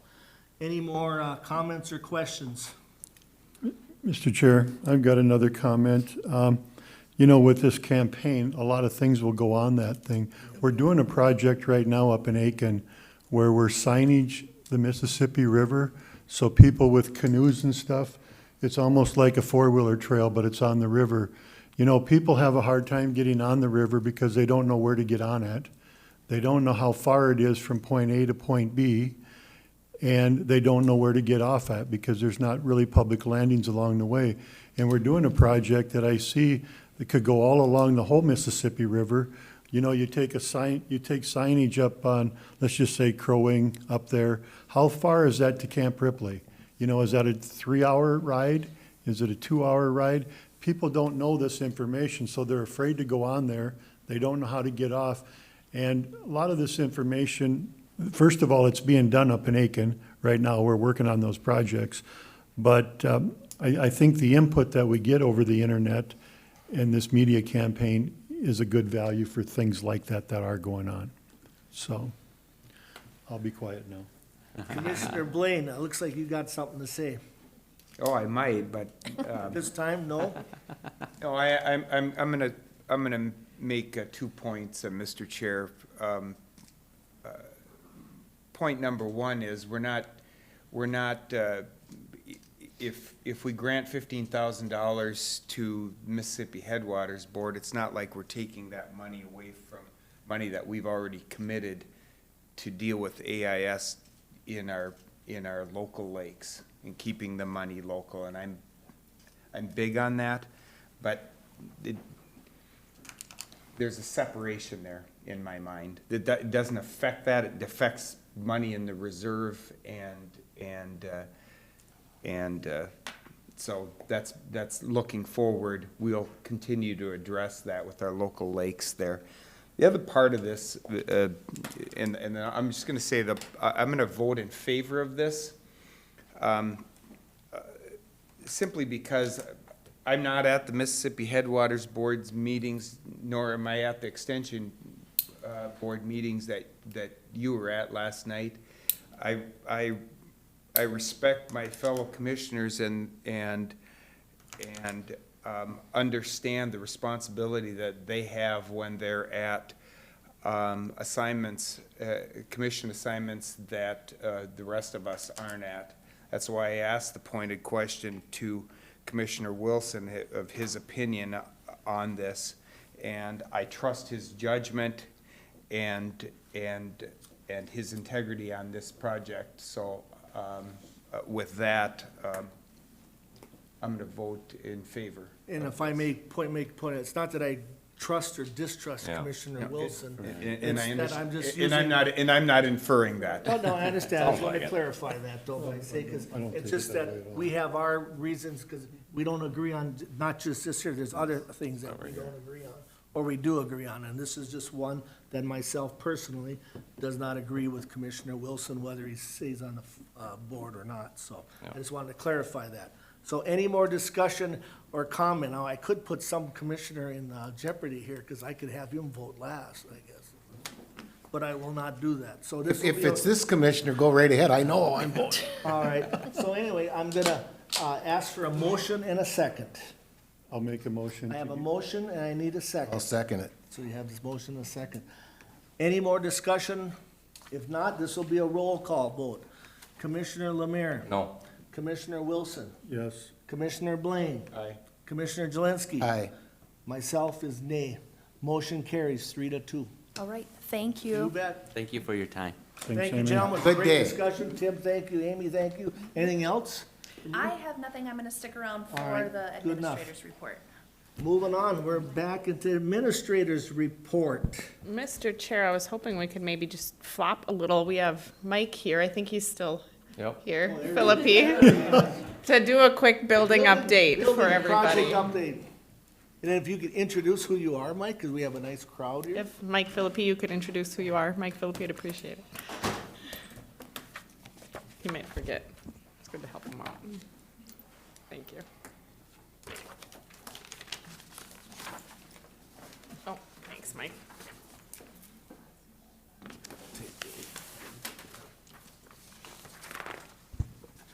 Good morning. Morning, Mike. I'm Michael Philippi with Contagrity Group. I handed out the current budget. You can take a look if you have any questions. Thank you. Not a lot has changed from our last budget. Contingency, I still feel real comfortable with where that's sitting, with where we're at this point, so. Moving forward, how is everything going? Are we gonna be moving the social services out in the, tomorrow, or is it gonna? Well, next not week? tomorrow. Currently, we're having above ceiling inspections today. Then we'll put the full white tiles in everywhere. Next week, we'll put indoors. And then the week of the 4th, we'll start carpet. The plan is to do punch list the first week of December and then start to set furniture up after that. So, but that's a few-week process to get furniture put And in. I'm assuming so. Deb is looking forward to that move, are you not? So you're looking about the first of the year. Sure I am. We all are, I think. Yeah, I think I'm with the gonna stay furniture the right now, same they're place. looking at wrapping up right around Christmas, so, yeah. And then it was brought up to our attention last night on the extension too, so that'll be like in mid-spring, that they'll be moving over to Public Works? So we're in phase 3 now, and once that's completed, after everything's moved out, we'll be working on phase 4, which is the west side of the complex. And so extensions home, permanent home, will be over there on the second level. That construction time period should take less because it's less square footage. Yeah, and so you're we're probably hoping- looking at probably the end of March, so, yeah. Next spring is what we're hoping for prior to that, and then we'll move For to. completion For completion, of, yep. of the west. Yeah, well, that's Yep. good to hear. And then the 5th phase would be that sheriff's office area, which will dislocate a number of people again. And so that interim time period where we're juggling things, we've been planning, we've been working on, there's a lot clearly a lot more communications issues and things when we touch that phase. So we're doing a lot of work ahead of time to hopefully not have too many hiccups along the way, but it's moving along. And so, Mike, you don't see any hiccups yourself here and everything looking smoothly that you? Yeah, I mean, Moving forward? you always run into stuff. I mean, that's just the way it is. You know, we tore apart the public bathrooms yesterday and we found some cast pipe in there that needs to be replaced. So I just, you know, you don't know that until you open a wall up and find that. So it's just, but nothing out of the ordinary or, you know, or anything like that, so. So as an FYI, the public restrooms are on the second floor and the main level out of commission right now, but luckily we have more to use. Hey, we got more bathrooms now, that's a good thing. Yep. All right, anything else for Mike? Thanks, Mike. Thank you, Mike. Thank you. Thanks, Mike. If I could, Mr. Chair? Go right ahead. We have a couple of agenda items. One would be, it's the kind of out-of-state travel approval day. We had two earlier. Oftentimes, or every now and then, I should say, it comes up that we have different conferences that really help us do our work, and one of those centers around labor law and arbitration. And as you know, I'm the negotiator for the county, and so there's a conference that I was going to attend if it works into schedules in February for Beth and myself. All right, gentlemen, I need a motion and a second to approve the out-of-state travel. So moved. I have a motion, I need a second. Second? Any more discussion? Not, those in favor? Aye. Opposed? Motion carries. All right, Mr. Chair, and today I'm super excited to have so many guests with us today. We are kicking off a new employee Connect with the Commissioner session today. And so we have a lot of guests today. We have some time planned out, and I'm glad you all could make it. And welcome to kind of what goes on in the organization. And we'll talk a little bit more about that later, about the specifics. But at this point in time, I kind of wanted to introduce everybody, take a minute to talk about who's here and what they do for us as an organization. The organization is, you know, clearly you're a face of it, and you are elected to lead this organization, and we all work to support it every day. But I know for a fact it would be, it wouldn't exist the way it does if we didn't have the people that did the work. And so we're glad to have everybody here and wanted to take a minute. We'll go through who's here. So what I'd like to do, when she says your name, just, you can stand up for 10 seconds and just so we acknowledge who you are, and then you can sit down and you can move forward. Okay, sounds good. How about, yeah, 10 seconds, not 9. Yeah, or if it bleeds into 15, are we okay too? I mean, we're kind of, you know, we go with the flow. Yep, we're getting there. We're gonna do it. So clearly we haven't done this one yet. This is the kickoff for this, so we're working through it as we go here. But Ryan Kirby is here, I think. Welcome, Ryan. Welcome, Ryan. Ryan comes to Morrison County from Ham Lake, so he comes from a little distance away. He's our new commercial appraiser. He has many years' experience in valuing commercial property as a fee appraiser, and so he's transitioning to mass appraising. He's doing it well, and he's doing a good job. He's working towards his accredited Minnesota appraiser license. Ryan fits in well. He's got a great personality. He's a hard worker, and he's very engaged in the work we do, and we're glad to have you, Ryan. Thanks for being Welcome here. aboard. He's the new Mike Treadle. Yes. We all have to have that, but very familiar with Mike, and Mike retired, so. Yes, yeah. Welcome. It's good to have you here. We're coercing him at what part of Morrison County he may someday want to live. So, you know, we're working on it. That's a good idea. Laura Welly isn't here right now. She had an appointment with a child, but Laura is an assistant county attorney in the attorney's office, in Brian's office. Laura has prior experience as a prosecutor in Becker and Crow Wing County. She started working here last August, and she prosecutes felony and child protection cases. She does live here in Morrison with her husband and a cute little 7-month-old son. She likes golfing, fishing, skiing, and once again, the Minnesota Twins did break Laura's heart, but as with many of us, she'll get over it and hope for next season to go better. I was talking with Laura on the way in today, and she's worked in other counties, and you know, and she did have to say, and she was kind of bummed to miss the beginning of this. Hopefully, she'll be joining us for the presentation in a little bit. But she's worked in a couple of counties, and she hasn't been invited to really meet the commissioners like this, and she was excited and looking forward to the day to get to know you guys. Heidi Swisher is here. She has also prior experience in a county attorney's office and currently works for Brian upstairs. You previously were a prosecutor in the city of St. Cloud. She started working here in January, so a little while. She prosecutes felony cases. She's the county attorney's office commuting champ. Way to go. She lives in Princeton area with her husband, and she likes horses and refinishing furniture. That's very interesting. This summer, she completed her first triathlon. Well, that's a feat. Welcome. It's good to have you here. Welcome, yes. Christina Stavish is a new old face, old new face. How do we say it? It's so good to have you back. She is also in Brian's office. There's been a lot of turnaround upstairs in a small office. Hopefully that will end. I think it will. That's not a reflection on anything, is it? No, no. No, not at all.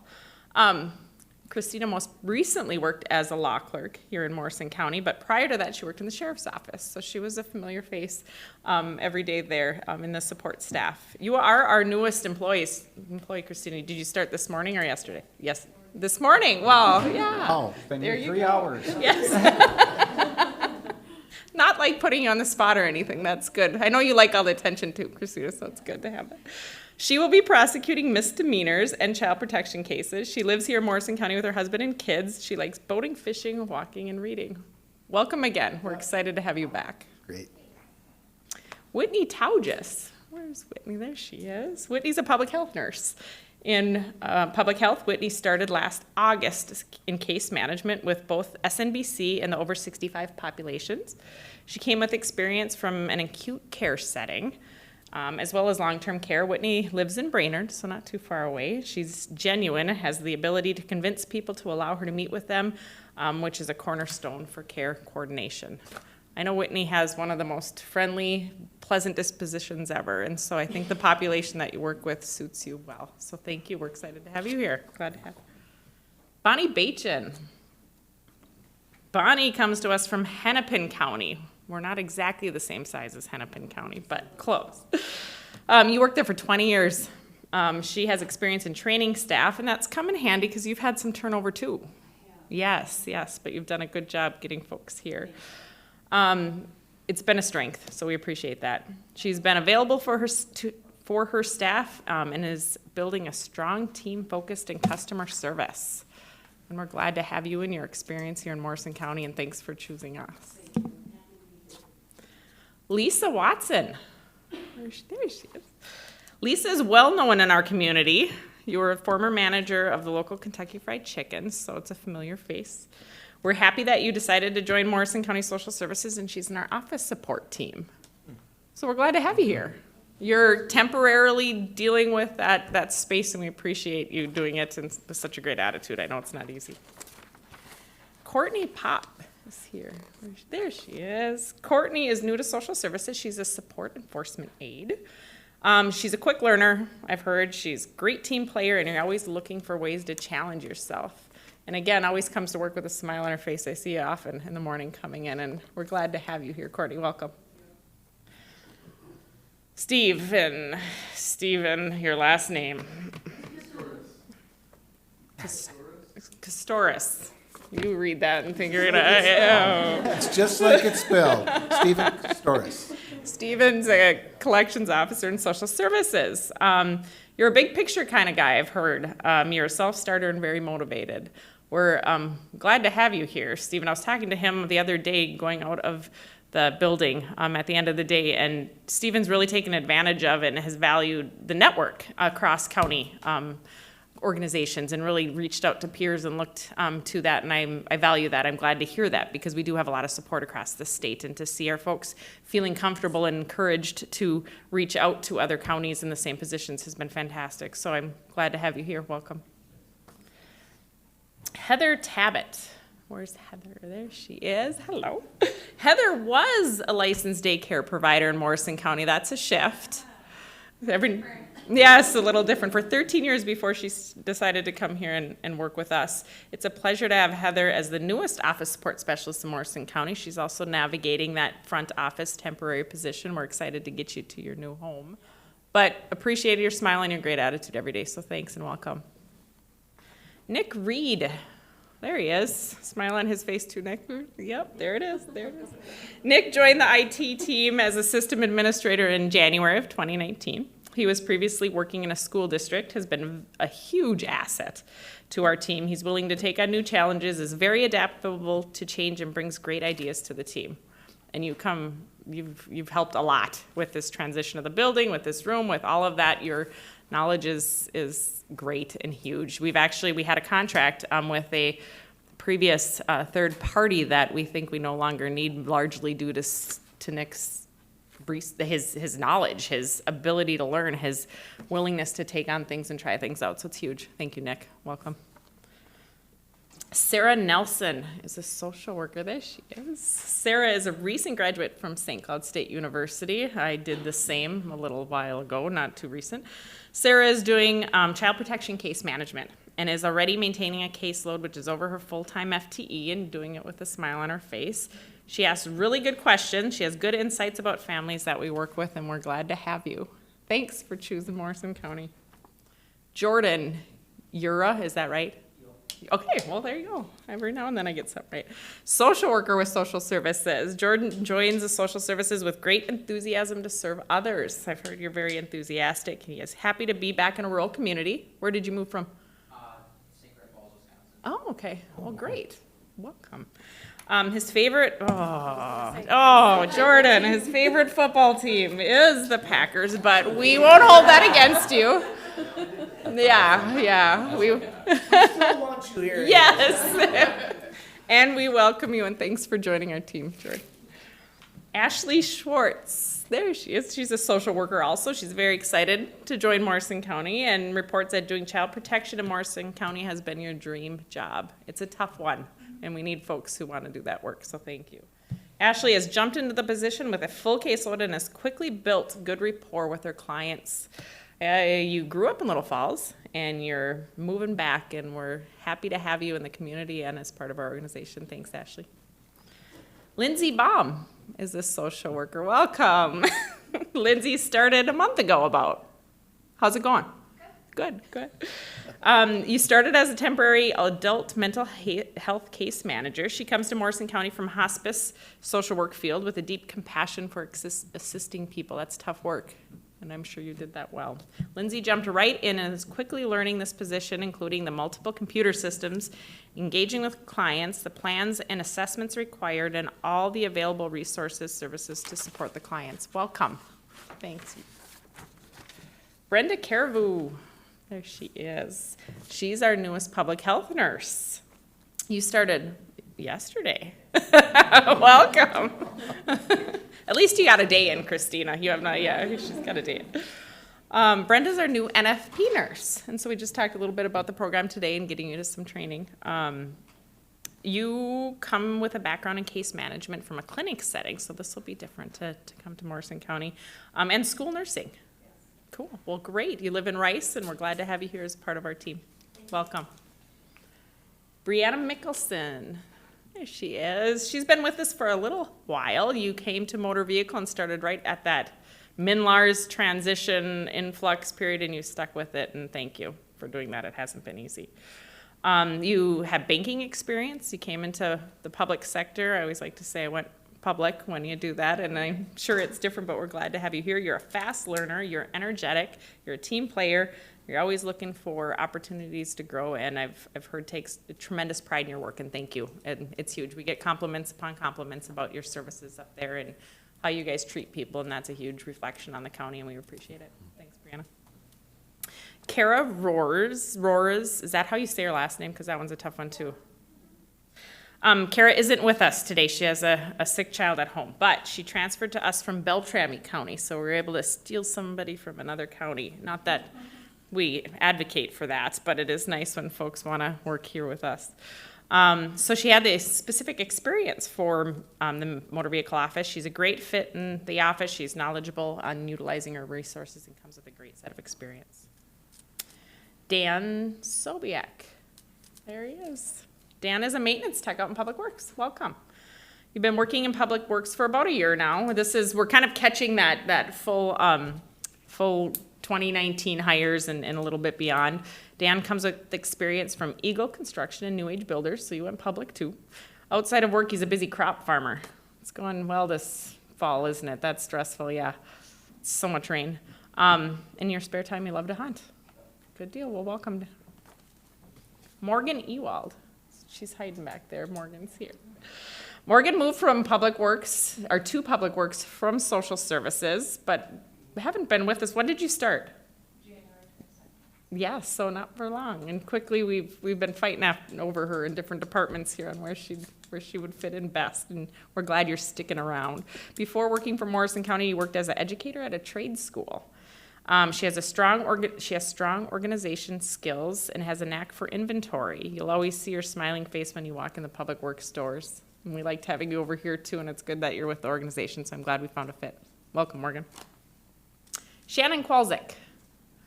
There he is. Hey, Shannon. Worked as an intermittent driver for 2 years and now is full-time. He came with experience from Tom's Backhoe in Tri-City. You farm, you raise beef cattle, and you like ice fishing. Perfect. Hopefully we'll get some ice and some, not too much snow, I guess. It's always hard to, do you wish for it or do you not wish for it? Thanks, Shannon. Welcome.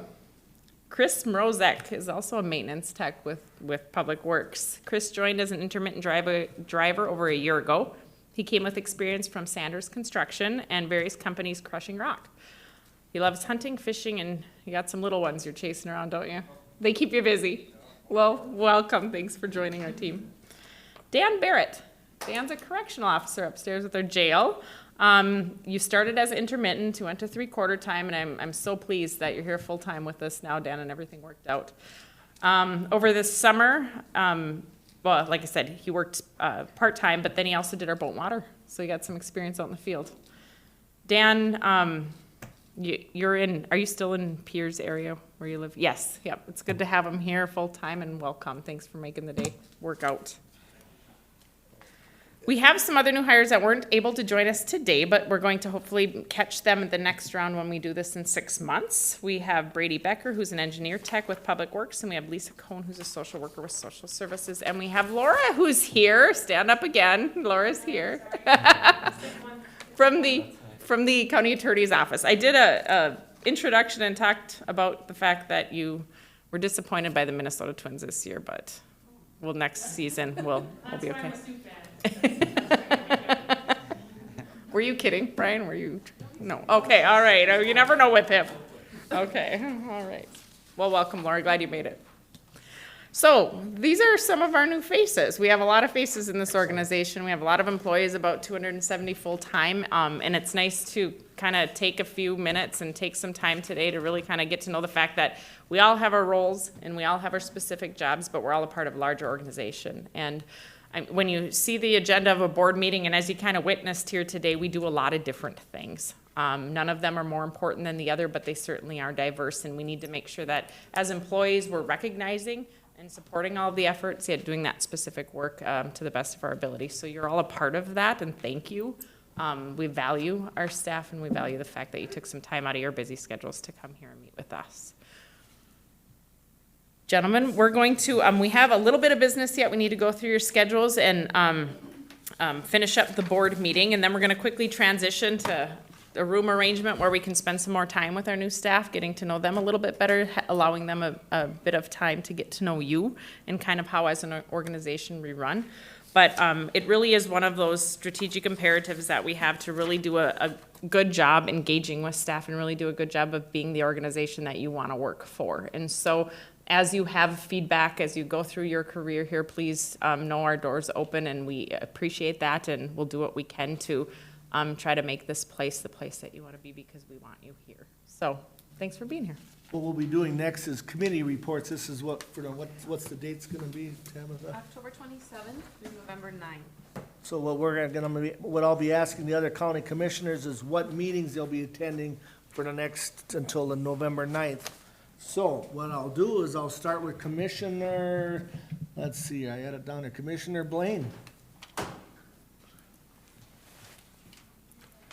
On the 27th through the November 9th.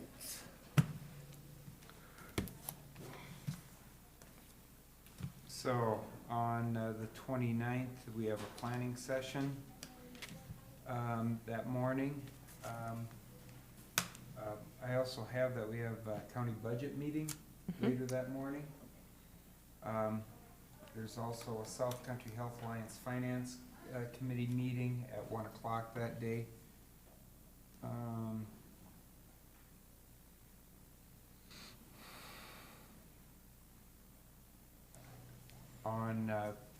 Friday, November 1st, we have a Public Works planning meeting. Sorry. Public Works planning meeting on the 1st. On November 5th, we have a county board meeting. On the evening of November 5th, we have Board of Adjustments.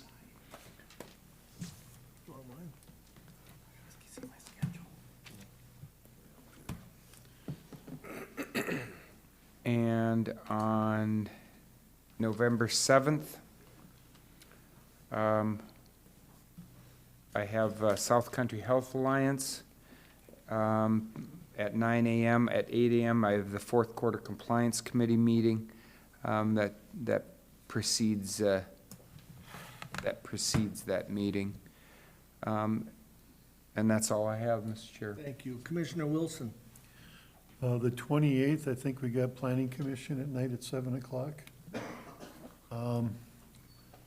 Then I have, on November 1st, Mississippi Headwaters, the annual meeting is on November 1st, so I won't be able to be at Public Works that day.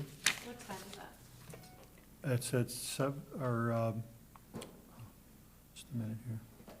I think it starts at 8 o'clock in the morning. Yeah, it's 8 till noon, 1 o'clock, 8 till 1. I think that's all I've got. The only question I have is I've got Board of Adjustment, and I know we always have it Tuesday night, but I thought my email said Wednesday. And I double-checked that, Commissioner Wilson, and it does. It says Board of Adjustment at 6, or at 7 o'clock on a Wednesday the 6th, so I don't know why they changed that, but. Tabitha, would that be one you want to check out for us? I'll confirm. Because it's always on the, On a Monday, or Tuesday night, but it says the 6th, just in case. I'll let you respond an email. Okay. Thank you. And I got Council of Aging too on the 7th of November, What time? 10 o'clock, 10 to 12.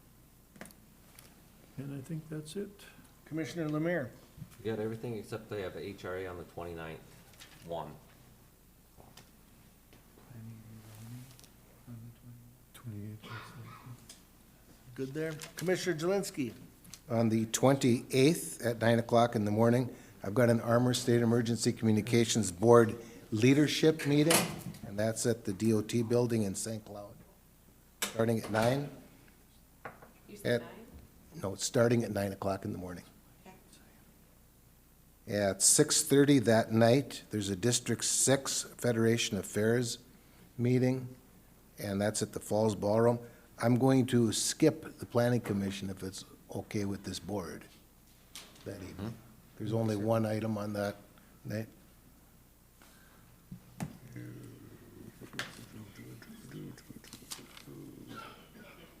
On the 6th of November, 10 o'clock in the morning, I've got a Emergency Services Board Executive Committee meeting at 10 o'clock in the city of St. Cloud. And Board of Adjustments is either that Wednesday or that Tuesday. On October 7th at 10 o'clock in the morning, I've got a State Emergency Communications Board Legislative Committee phone conference. That's at my house. On the 8th at 10 o'clock in the morning, there's a rack armor meeting at the fire hall in Alexandria. Mr. Chair, that's all I've got. All right, thank you. And I'm sure did we say that there's a Mississippi Headwaters meeting on the 1st? Mississippi, Yeah. Headwaters meeting, did you say? Okay. that's the annual meeting. Annual meeting, yep. Okay, so then we got that. The only other thing that I have is I have labor negotiations on Friday the 8th at 12:30 in St. Cloud at the library for the Great River Regional Library. Otherwise, I'm covered. Is there a stand-up for you? On the 4th? Probably. I don't have it. I don't think. I'll have to check. Okay, and then an Ag Society meeting also, is there one on the 5th? Egg what? Society meeting. Egg Society? Read Jeffrey.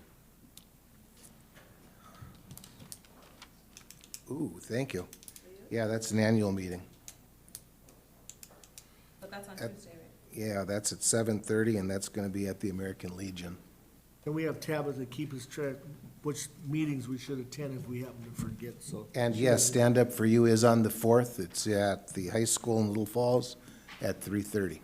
Got it. Anything else we missed, Tabitha? That's the problem with not keeping it too. When I look at the, Mr. Chair, when I look at the agenda that was sent by Land Services for Board of Adjustments, that is, their date on there is the 6th. And so that might be my error, Mr. Chair, in saying that it was on the 5th. I may have inadvertently put that Tabitha will in. get back to us Yeah. to verify whether it's a Tuesday It's or always Wednesday. been on Tuesday, but All right, nothing there?